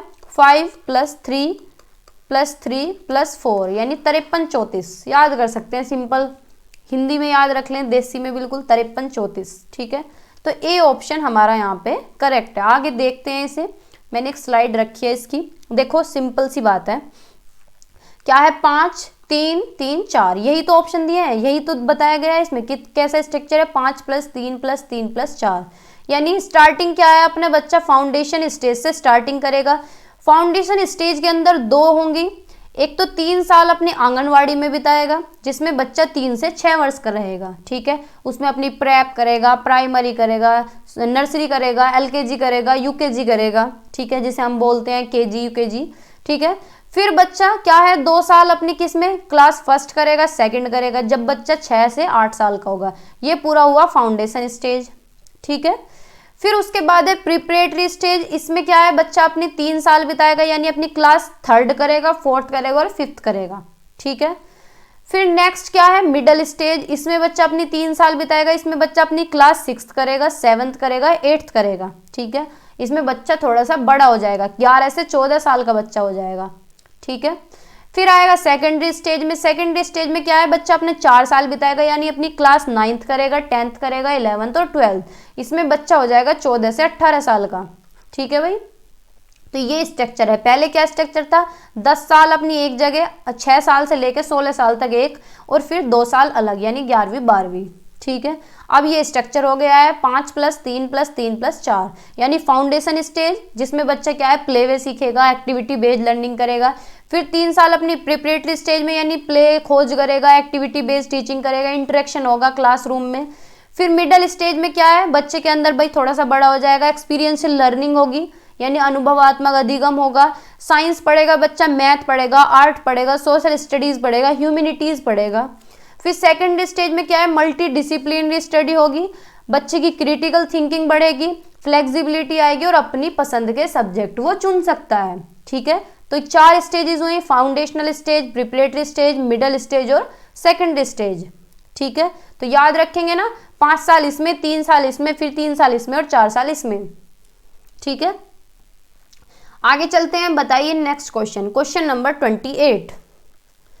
Children scribble on walls, floors and papers during the early years, यानी शुरुआती टाइम में जब बच्चा एडमिशन लेता है या फिर एडमिशन लेने से पहले प्रेप में होता है, प्राइमरी में होता है, तो क्या है, दीवारों पे ऐसे घुचड़ पुचड़ करते रहते हैं बच्चे, कुछ भी बनाएंगे, बनाने की कोशिश करेंगे ऐसे, ठीक है, करते हैं, सबके घर में होंगे बच्चे, छोटे छोटे करते हैं, दीवारों पे करेंगे, फर्श पे लेके अगर चौक उनके हाथ में लग जाए तो पूरे फर्श को गंदा कर देंगे, या फिर कोई भी कॉपी लग जाए, मेरी दीदी के बच्चे आते हैं तो जो भी कॉपी हाथ लग जाएगी ना उसी में गुचड़ पुचड़ करना शुरू कर देंगे, ठीक है। तो इस चीज़ को क्या बोलते हैं बताइए, is a part of emergent literacy, has no value for learning, की इसकी कोई वैल्यू नहीं है सीखने में, भाई ऐसी बात नहीं है, बच्चा शुरू ही ऐसे करता है। Is a mathematics learning, subject यहाँ कोई बात नहीं हो रही है। इज अ लैंग्वेज लर्निंग, की बच्चा भाषा सीख रहा है, बच्चा भाषा भी नहीं सीख रहा है, बच्चा क्या है, लिखने की कोशिश कर रहा है, कुछ भी वो तो 1 लिख सकता है, 2 बनाने की कोशिश करेगा। तो क्या कर रहे हैं, ये पार्ट है एमरजेंट लिटरेसी, यानी स्टार्टिंग पार्ट है जब बच्चा साक्षरता लेने की कोशिश करता है, जब पढ़ाई की शुरुआत करता है, ठीक है। तो क्या है, is a part of emergent literacy, तो ए ऑप्शन हमारा करेक्ट है, ठीक है। क्वेश्चन नंबर 29 बताइए, विच of the following is not true of language learning and acquisition, बताइए लैंग्वेज लर्निंग और एक्विजिशन के बारे में कौन सी एक बात सही नहीं है। लैंग्वेज लर्निंग क्या होती है, जो हम लैंग्वेज सीखते हैं स्कूल में जाके पढ़ते हैं, और लैंग्वेज एक्विजिशन होती है जो हम घर से सीख लेते हैं, हमारी मम्मी पापा की जो भाषा होती है, जो भाषा अर्जित करते हैं हम, ठीक है। तो इनके बारे में कौन सा एक गलत है बताइए। ए ऑप्शन है, all children can learn many languages if given opportunity and environment, यानी बच्चे क्या है भाई ज़्यादा भाषा भी यूज़ कर सकते हैं अगर उन्हें अच्छे मौके दिए जाए और अच्छा वातावरण दिया जाए, है ना।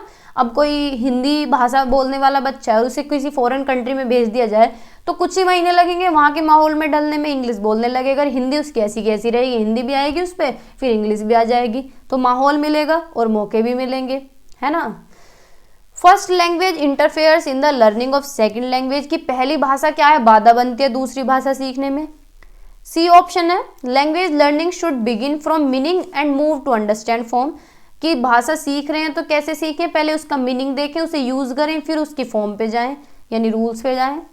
First language support learning of second language, की पहली भाषा क्या है, दूसरी भाषा सीखने में मदद करती है। भाई अगर हमें हिंदी आती है तो हम क्या इसी की बेस पे इंग्लिश सीख लेते हैं, है ना, इसी को आधार बना के, तो ये बात भी ठीक है, ये बात भी ठीक है, और ये बात भी ठीक है कि बच्चों को क्या है, मौके देने चाहिए, वातावरण देना चाहिए। लेकिन ये बात गलत है कि पहली भाषा क्या है, बाधा बनती है दूसरी भाषा में। भाई ऐसी बात नहीं है, बाधा नहीं बनती, वो तो सपोर्ट करती है ना। तो बी ऑप्शन हमारा करेक्ट है। नेक्स्ट क्वेश्चन बताइए, क्वेश्चन नंबर 30, 50 क्वेश्चन है, देखते हैं आपके कितने सही होते हैं। बताइए, a teacher of class 4th has given a task on roll play, class 4th के बच्चों को क्या है, रोल प्ले दिया गया है, कोई task, where the learners are asked to exchange their in a given situation, यानी क्या है, टीचर कह रही है कि इनके रोल एक्सचेंज कर दो, ऐसी सिचुएशन दी है कि एक्सचेंज कर दिए गए हैं उनके रोल। टीचर यहाँ पे क्या डेवलप कर रही है, क्या बढ़ाने की कोशिश कर रही है, क्या एनहेंस कर रही है, क्या इंप्रूव कर रही है बच्चों के अंदर, क्या किस स्किल को डेवलप कर रही है, एक्टिंग की skill, writing skill, speaking skill, या फिर रीडिंग स्किल। बताइए भाई, रोल प्ले होगा तो डायलॉग डिस्कशन भी होगा, आपस में बातचीत भी करेंगे, तो क्या होगा, उनकी स्पीकिंग स्किल बेटर होगी। कौन सी स्किल बढ़ेगी, स्पीकिंग स्किल। लिखना तो यहाँ पे कुछ हो नहीं रहा है, ना पढ़ना हो रहा है।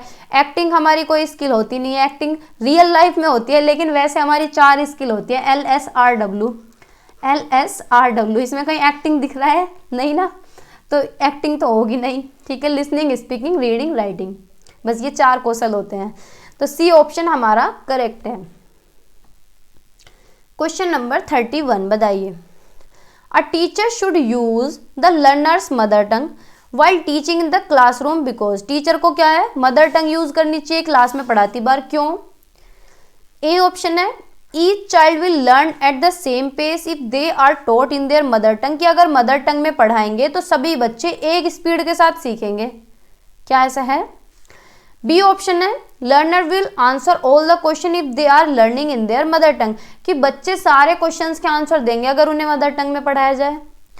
सी ऑप्शन है, learners will understand the new concept easily and feel more accepted in the classroom, कि बच्चे क्या हैं, कुछ भी नया टॉपिक जो पढ़ा रहे हैं उसे अच्छे से समझेंगे और अपने आप को बिल्कुल ऐसा महसूस करेंगे कि हमें स्वीकार किया जा रहा है क्लास में, है। डी ऑप्शन है, there will be the least distraction in the class, कि अगर मदर टंग में पढ़ाएंगे तो क्लास में कोई डिस्ट्रैक्शन नहीं होगा। तो ये बात तो कोई फिट नहीं बैठती है कि डिस्ट्रैक्शन नहीं होगा। या फिर किस, अगर मदर टंग में पढ़ाएंगे तो सब बच्चे एक स्पीड से सीखेंगे। भाई एक स्पीड से तो कभी नहीं सीख सकते, चाहे तुम किसी भी तरह पढ़ा लो, क्योंकि सबके सीखने का तरीका अलग होता है ना भाई। अब जैसे मैं सीख रही हूँ, 4 बच्चे एक साथ सीख रहे हैं, तो चारों के दिमाग में कोई एक साथ थोड़ी घुसेगी चीजें, है ना भाई। कोई ज्यादा कैच कर पाएगा, कोई टीचर 10 पॉइंट बोल रहा है तो 10 के 10 कैच रहा है, कोई 10 में से 5 को कैच कर रहा है, कोई 10 में से 2 ही कर पा रहा है, और किसी को कुछ भी समझ नहीं आ रहा है ना। ऐसे भी तो होता है। तो ये बात भी गलत है कि सारे आंसर देंगे, लेकिन ये बात अच्छी है कि कोई भी नया टॉपिक अगर पढ़ाएंगे तो बच्चे अच्छे से समझ जाएंगे, और बच्चों की अगर मदर टंग में पढ़ाया जा रहा है तो उन्हें ऐसे महसूस होगा कि हमें एक्सेप्ट किया जा रहा है क्लास में, ठीक है। तो सी ऑप्शन हमारा करेक्ट है, ठीक है।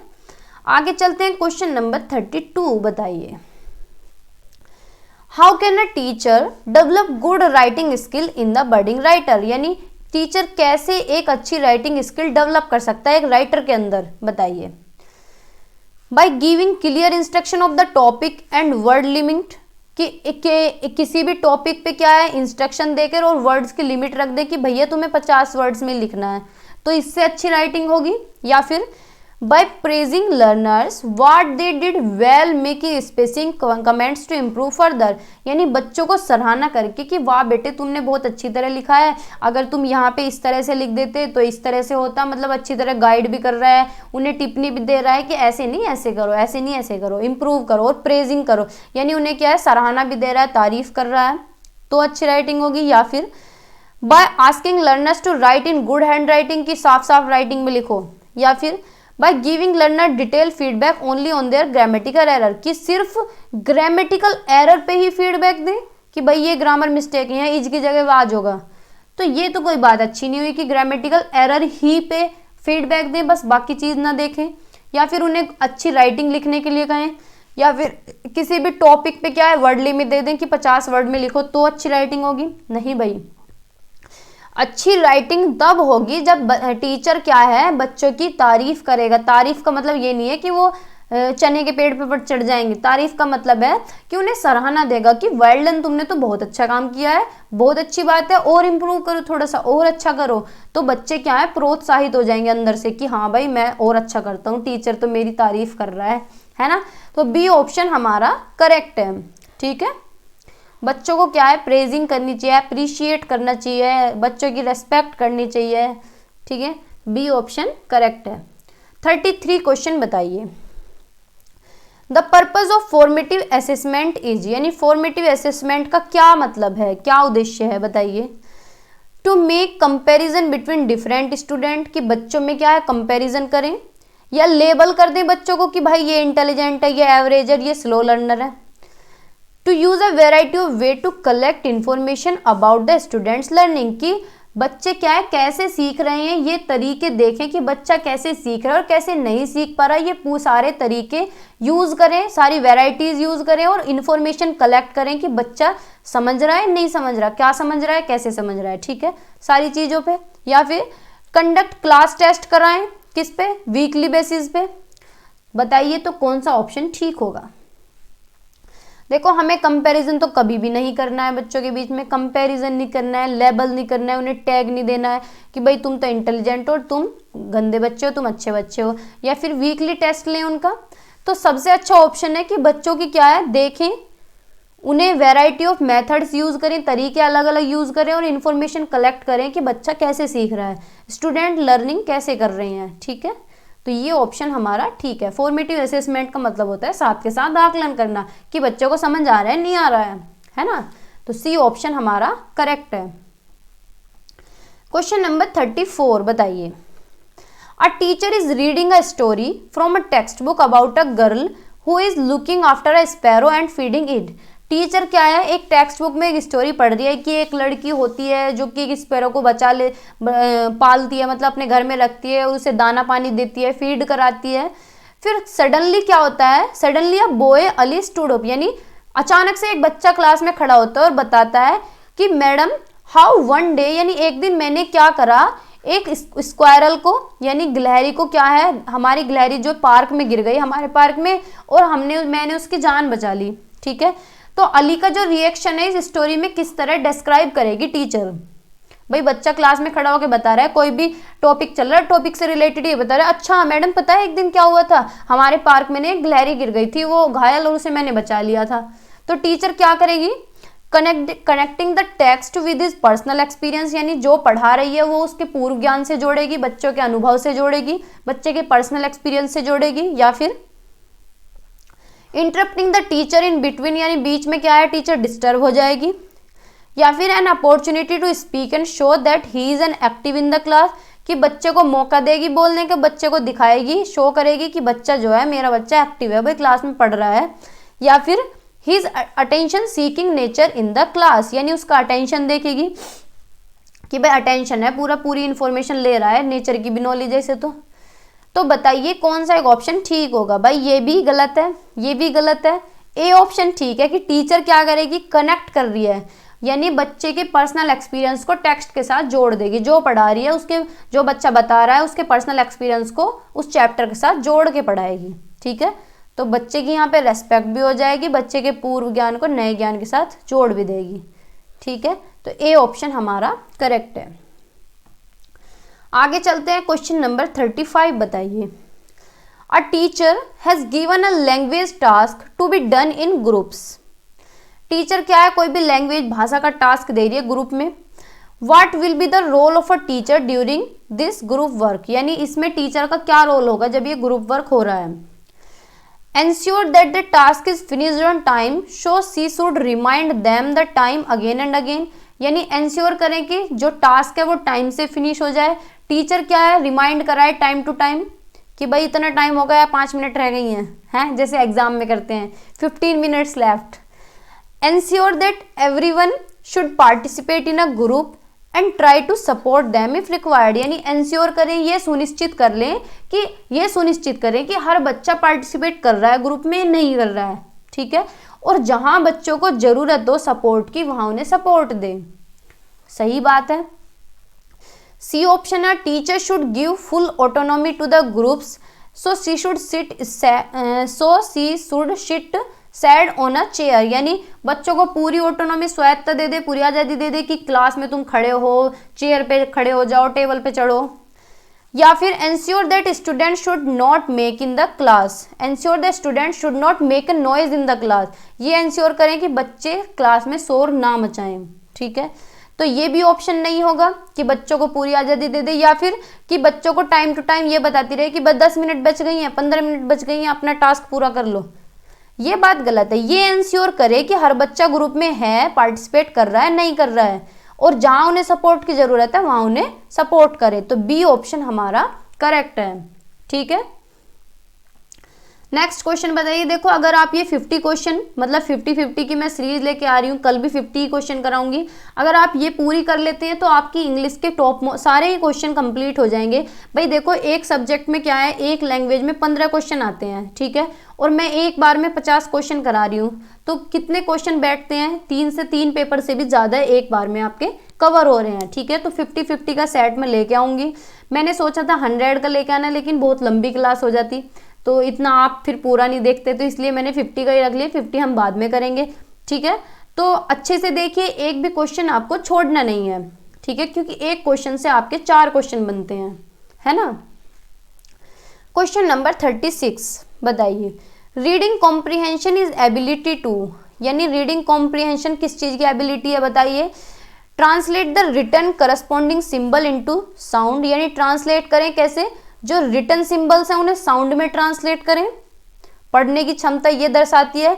Perceive and decode letters in order to read its fluently, यानी परसीव करें, समझें, डिकोड करें लेटर्स को जिससे कि फ्लुएंटली पढ़ सकें। या फिर construct meaning bye interacting with text, यानी क्या है, निर्माण करें, मीनिंग का, ज्ञान का निर्माण करें कैसे, इंटरेक्शन के, अंत्यक्रिया करके साथ, किसके साथ, जो टेक्स्ट पढ़ रहे हैं, जो भी हम रीडिंग कॉम्प्रिहेंशन कर रहे हैं उसमें क्या है, मीनिंग कंस्ट्रक्ट करें, मीनिंग निकालें उसका कैसे, अंत्यक्रिया करके, इंटरेक्ट करके।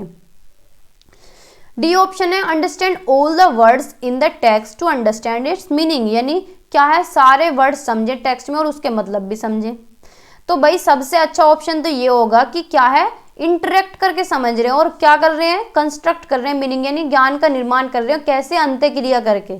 ठीक है, तो सी ऑप्शन हमारा बेस्ट है यहाँ पे।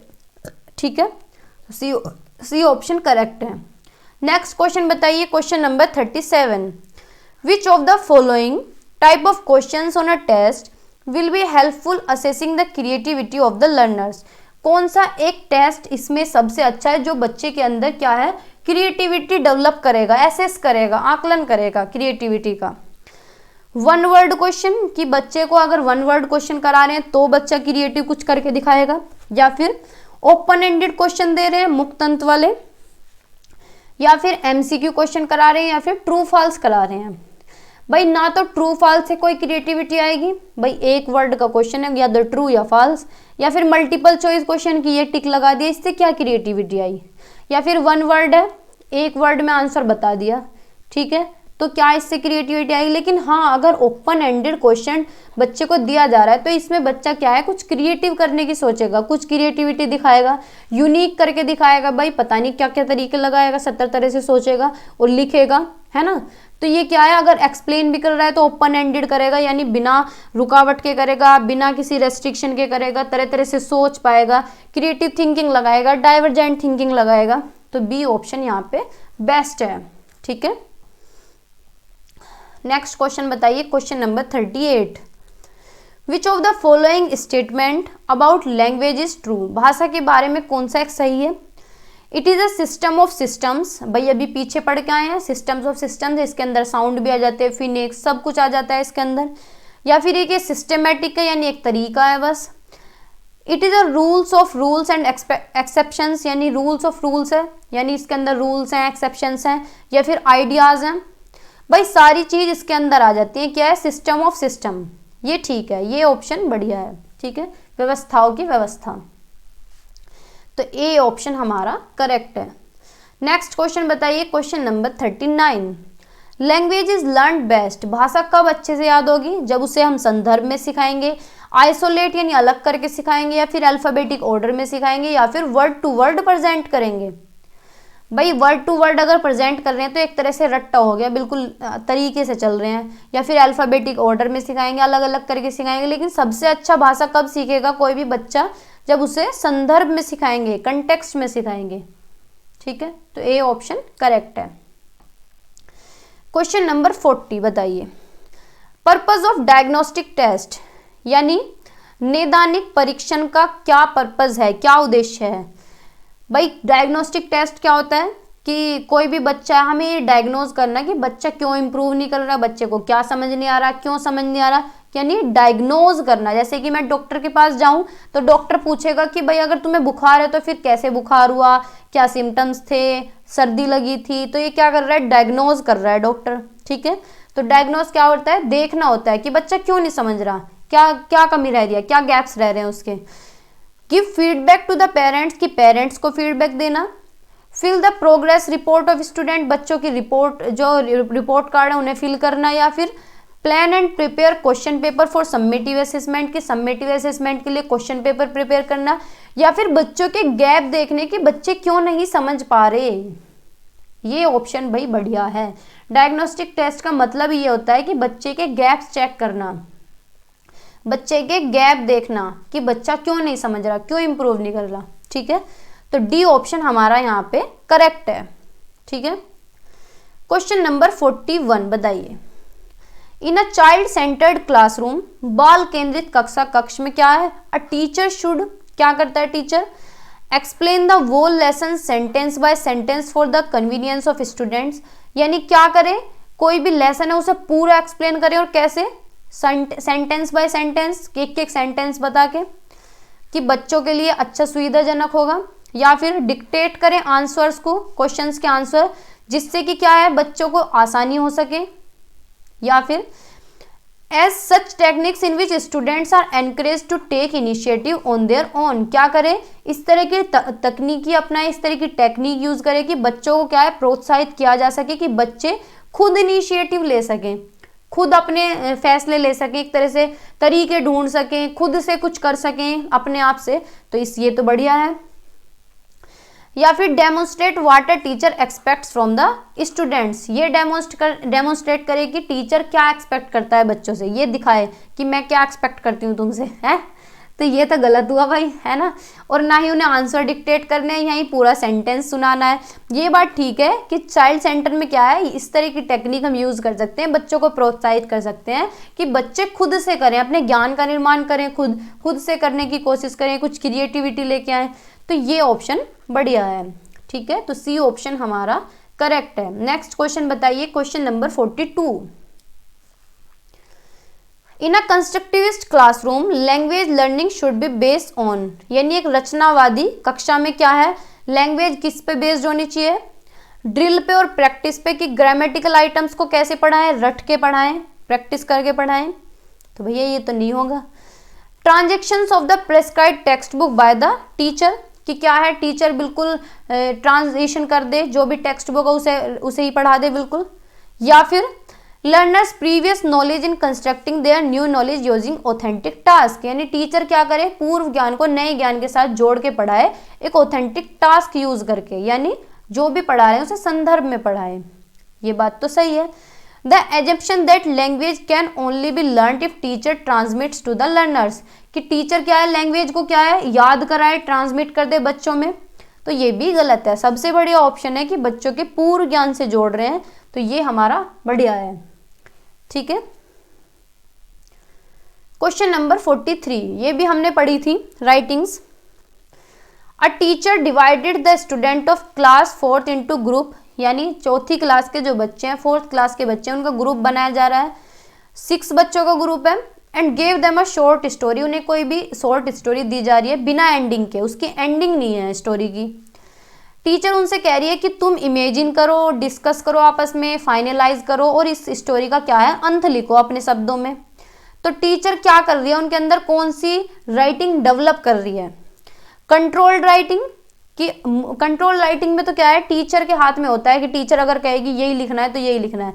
टीचर ने तो उन्हें फ्री छोड़ दिया कि खुद ही इमेजिन करो, डिस्कस करो, कैसे भी फाइनलाइज करो, लेकिन अपने शब्दों में क्या है, स्टोरी का अंत लिखो। या फिर गाइडेड राइटिंग कर रही है, या फिर क्रिएटिव राइटिंग कर रही है, या फिर प्रोडक्टिव राइटिंग कर रही है। भाई बच्चे अगर अपने आप लिखेंगे तो कुछ ना कुछ अलग अलग तरीके लगाएंगे, सोचेंगे, समझेंगे, डिस्कस करेंगे। तो टीचर क्या करा रही है, क्रिएटिव राइटिंग करा रही है कि बच्चे क्या है, कुछ क्रिएट कर सकें, कुछ नया कर सकें, कुछ अपनी समझ लगा सकें, इमेजिनेशन कर सकें, थिंकिंग कर सकें, ठीक है। तो सी ऑप्शन यहाँ पे करेक्ट है। नेक्स्ट क्वेश्चन बताइए, क्वेश्चन नंबर 44 बताइए। Dictionary is very important tool for learning a language. Dictionary क्या है भाई, डिक्शनरी के बारे में क्वेश्चन है कि डिक्शनरी क्या है, भाषा को सीखने के लिए एक महत्वपूर्ण टूल है, ठीक है। Which of the following is least important about the use of dictionary. Dictionary के यूज के लिए सबसे कम इंपॉर्टेंट कौन सा है, लीस्ट इंपॉर्टेंट। ए ऑप्शन है check the spelling of a word, कि वर्ड्स की स्पेलिंग चेक करना, भाई ये भी हम डिक्शनरी के अंदर करते हैं। Looking the meaning of a word, कि वर्ड्स के मीनिंग देखना, तो ये भी हम करते हैं। Check the passive voice of a word, तो क्या ये हम देखते हैं पैसिव एक्टिव पैसिव कहीं लिखे होते हैं। Check the part of speech of a word, कि अगर आपने डिक्शनरी में कोई भी वर्ड देखा होगा तो कोई भी वर्ड है, जैसे वर्ड ही है, चलो शब्द इसका मतलब होता है, इसके आगे क्या लिखा होता है, ऐसे लिखा होता है डिक्शनरी में, वर्ब लिखा होगा, और फिर दूसरा कुछ और वर्ड्स होगा नीचे, तो यहाँ पे नाउन लिखा होगा। तो क्या है, पार्ट ऑफ स्पीच भी लिखे होते हैं, स्पेलिंग भी हम चेक करते हैं, और मीनिंग कैसे चेक करते हैं कि भाई आगे इसकी हिंदी लिख रही है, तो यही तो होता है डिक्शनरी में। फिर पूरी डेफिनेशन लिखी होती है, फिर 10 वर्ड लिखे होते हैं, तो ऐसे ही तो होता है डिक्शनरी में। तो ये भी ठीक है, ये भी ठीक है और ये भी ठीक है, लेकिन हम पैसिव वॉइस नहीं देखते डिक्शनरी में, तो यही लिस्ट इंपॉर्टेंट हुआ, ठीक है। डिक्शनरी एक्टिव पैसिव थोड़ी ना बताती है, तो सी ऑप्शन करेक्ट है। बताइए question number 45। Cognitive learning theory does not focus on, बताइए संज्ञानात्मक अधिगम किस पे फोकस नहीं करता है, बताइए।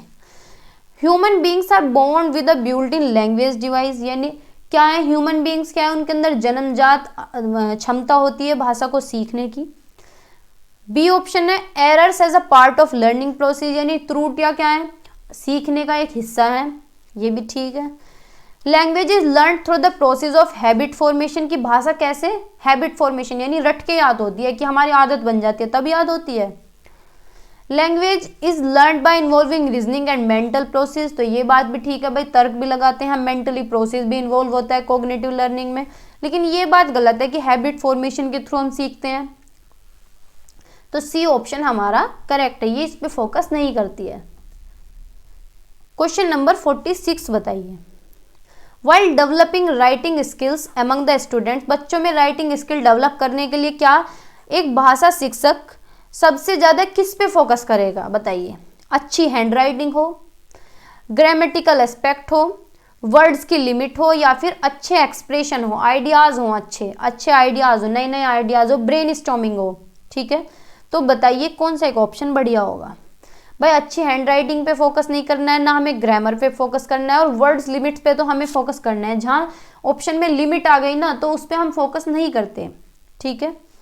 टीचर क्या करेगी, फोकस करेगी बच्चे के एक्सप्रेशन पे, जो उसके आइडियाज हैं उनके एक्सप्रेशन पे फोकस करेगी, ठीक है। तो डी ऑप्शन हमारा करेक्ट है। क्वेश्चन नंबर 47 बताइए। The first page of a language text book of class first is a picture of a fair skin, जो फर्स्ट पेज है लैंग्वेज का किसी भी टेक्स्ट बुक का, उसमें क्या है, कोई भी पिक्चर दी हुई है किसी भी सीन की, ना तो उसमें वर्ड है ना ही सेंटेंस है, सिर्फ पिक्चर को देख के बताना है कि क्या मतलब है इसका। तो इसका क्या उद्देश्य है इस पिक्चर का बच्चे के लिए। It's a fun to look at picture, की बस मजे मजे में पिक्चर देख रहे हैं, या फिर कि पिक्चर को समझना, उसे एनालाइज करना कि पिक्चर का मतलब है क्या, ये पिक्चर हमें क्या दर्शाती है। या फिर सी ऑप्शन है कि टू गिव देम अपॉर्चुनिटी, बच्चों को मौके दें कि और ऐसी पिक्चर ड्रॉ करें। या फिर to increase their patience in reading the book, कि बच्चों का पेशेंस जो है, जो सब्र है, उसे बढ़ा दें कि भाई बुक पढ़ो। तो बताइए, ना तो हमें बुक पढ़ानी है, ना हमें कि बच्चे और ज़्यादा पिक्चर ड्रॉ करें। ये तो कहने का मतलब है कि ये पिक्चर से मतलब क्या है, इस पिक्चर को क्या है, बच्चे पहले अंडरस्टैंड करें, पहले समझें, फिर एनालाइज करें कि इसका मतलब क्या है, क्या किस लिए पिक्चर बनाई गई है, क्या ये पिक्चर कहना चाह रही है। भाई अगर खाली पेड़ बना दें और एक बंदा यहाँ पे बना दे और वो कुल्हाड़ी लेके लग रहा हो, तो इस तरह की पिक्चर हो, तो बच्चे से पूछे कि ये पिक्चर क्या बताना चाह रही है, तो बच्चा क्या है, पहले इसे समझेगा, फिर एनालाइज करेगा, बताएगा कि पेड़ को काटने की कोशिश की जा रही है ना। तो ये क्या है, बी ऑप्शन हमारा करेक्ट है। नेक्स्ट क्वेश्चन बताइए, question number 48। Assertion, a teacher must relate the structure to communicate function in the class. Teacher को क्या है, कोई भी फंक्शन, कोई भी स्ट्रक्चर है उसे रिलेट करना चाहिए, यानी कम्युनिकेशन फंक्शन होना चाहिए क्लास में, ज़्यादा से ज़्यादा वार्तालाप, बातचीत होनी चाहिए, ठीक है, संप्रेषण होना चाहिए। क्योंकि रीज़न क्या है कि अगर प्रैक्टिस होगी कम्युनिकेटिव फंक्शंस की, यानी संप्रेषण होगा, बातचीत होगी, तो इससे क्या है, हम सोसाइटी में भी अच्छे से परफॉर्म कर सकेंगे, समाज में अच्छे से बातचीत कर सकेंगे, अगर हमारी बातचीत करने का कौशल विकसित हो। तो दोनों ही ऑप्शन ठीक है, both A and R are true, R is the correct explanation of A. तो आगे पढ़ने की जरूरत ही नहीं है, ए ही ऑप्शन हमारा करेक्ट है, ठीक है। Question number 49, second last question है, बताइए। Guided composition should be usually introduced at. Guided composition कौन सी स्टेज पे आती है, बताइए। लेटेंट स्टेज पे, कि गाइड क्या होता है कि टीचर गाइड कर रही है कि ऐसे नहीं ऐसे लिखो, अच्छा तुमने यहाँ तक अच्छा लिखा है आगे ऐसे लिखो, ये गाइडेड कंपोजिशन होता है। या फिर अर्ली स्टेज में डेवलप करें, या एडोलसेंट स्टेज में, या अडल्ट स्टेज में। भाई हम गाइडेड राइटिंग है स्टार्टिंग में ही तो बच्चे के अंदर डेवलप कर लेंगे, है ना, इसमें भी बच्चा बड़ा रहेगा, इसमें भी बड़ा रहेगा, इसमें भी बड़ा रहेगा। अर्ली स्टेज में क्या है, बच्चा छोटा रहेगा, तो तभी हमें गाइडेड राइटिंग जो है, गाइडेड कंपोजिशन जो है वो इंट्रोड्यूस करनी चाहिए, है ना। तो बी ऑप्शन हमारा करेक्ट है। लास्ट क्वेश्चन बताइए, question number 50। Extensive reading is aimed at promoting, बताइए एक्सटेंसिव रीडिंग का मतलब बताइए, फिर आगे पढ़ेंगे। रीडिंग फॉर प्लेजर, की मजे के लिए पढ़ना, प्लेजर के लिए। रीडिंग द टेस्ट, टेस्ट के लिए पढ़ना, इंफॉर्मेशन के लिए पढ़ना, या फिर ये पढ़ना कि ऑथर क्या कहना चाह रहा है, ऑथर के बारे में पढ़ना। तो भाई एक्सटेंसिव रीडिंग में हम किस लिए पढ़ते हैं, प्लेजर के लिए पढ़ते हैं, ठीक है, क्या करते हैं, ओवरऑल प्लेजर के लिए पढ़ते हैं, तो ये होती है एक्सटेंसिव रीडिंग। मैंने स्लाइड रखी है, बताइए।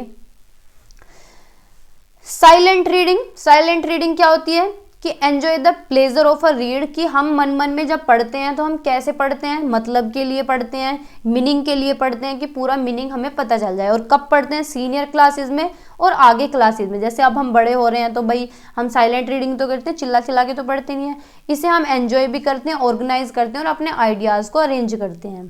ठीक है, फिर है इंटेंसिव रीडिंग और एक्सटेंसिव रीडिंग। इंटेंसिव रीडिंग को क्या है, लोकल कॉम्प्रिहेंशन भी बोला जाता है।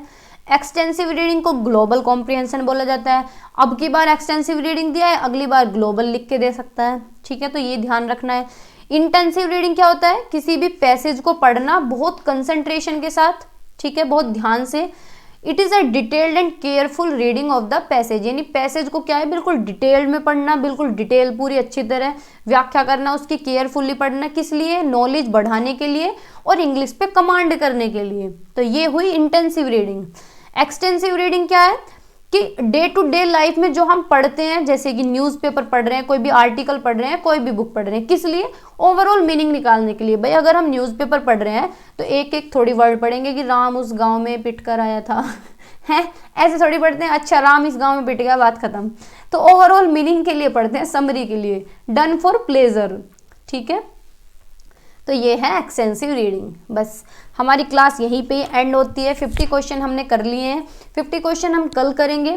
तब तक के लिए बने रहिए, सेशन को शेयर कर दिया करें, चैनल को सब्सक्राइब कर दिया करें, क्योंकि भाई 80% लोग तो ऐसे हैं जिन्होंने सब्सक्राइब नहीं किया हुआ है। कर दिया करो, क्या जाता है। ठीक है, टाइम टू टाइम तुम्हें नोटिफिकेशन मिलता रहेगा, क्लासेस का पता चलता रहेगा, पीडीएफ्स मिलती रहेंगी, हैं तो तुम्हारे कौन से पैसे लग रहे भैया, हैं ये तो मजाक की बात है। देखो तुम्हारा मन है तो कर दीजिए, है ना। चलो ठीक है, बाय बाय, टेक केयर, पढ़ते रहिए, मुस्कुराते रहिए, प्रैक्टिस करते रहिए। अब पेपर में ज़्यादा टाइम बचा नहीं है। ठीक है, बाय बाय।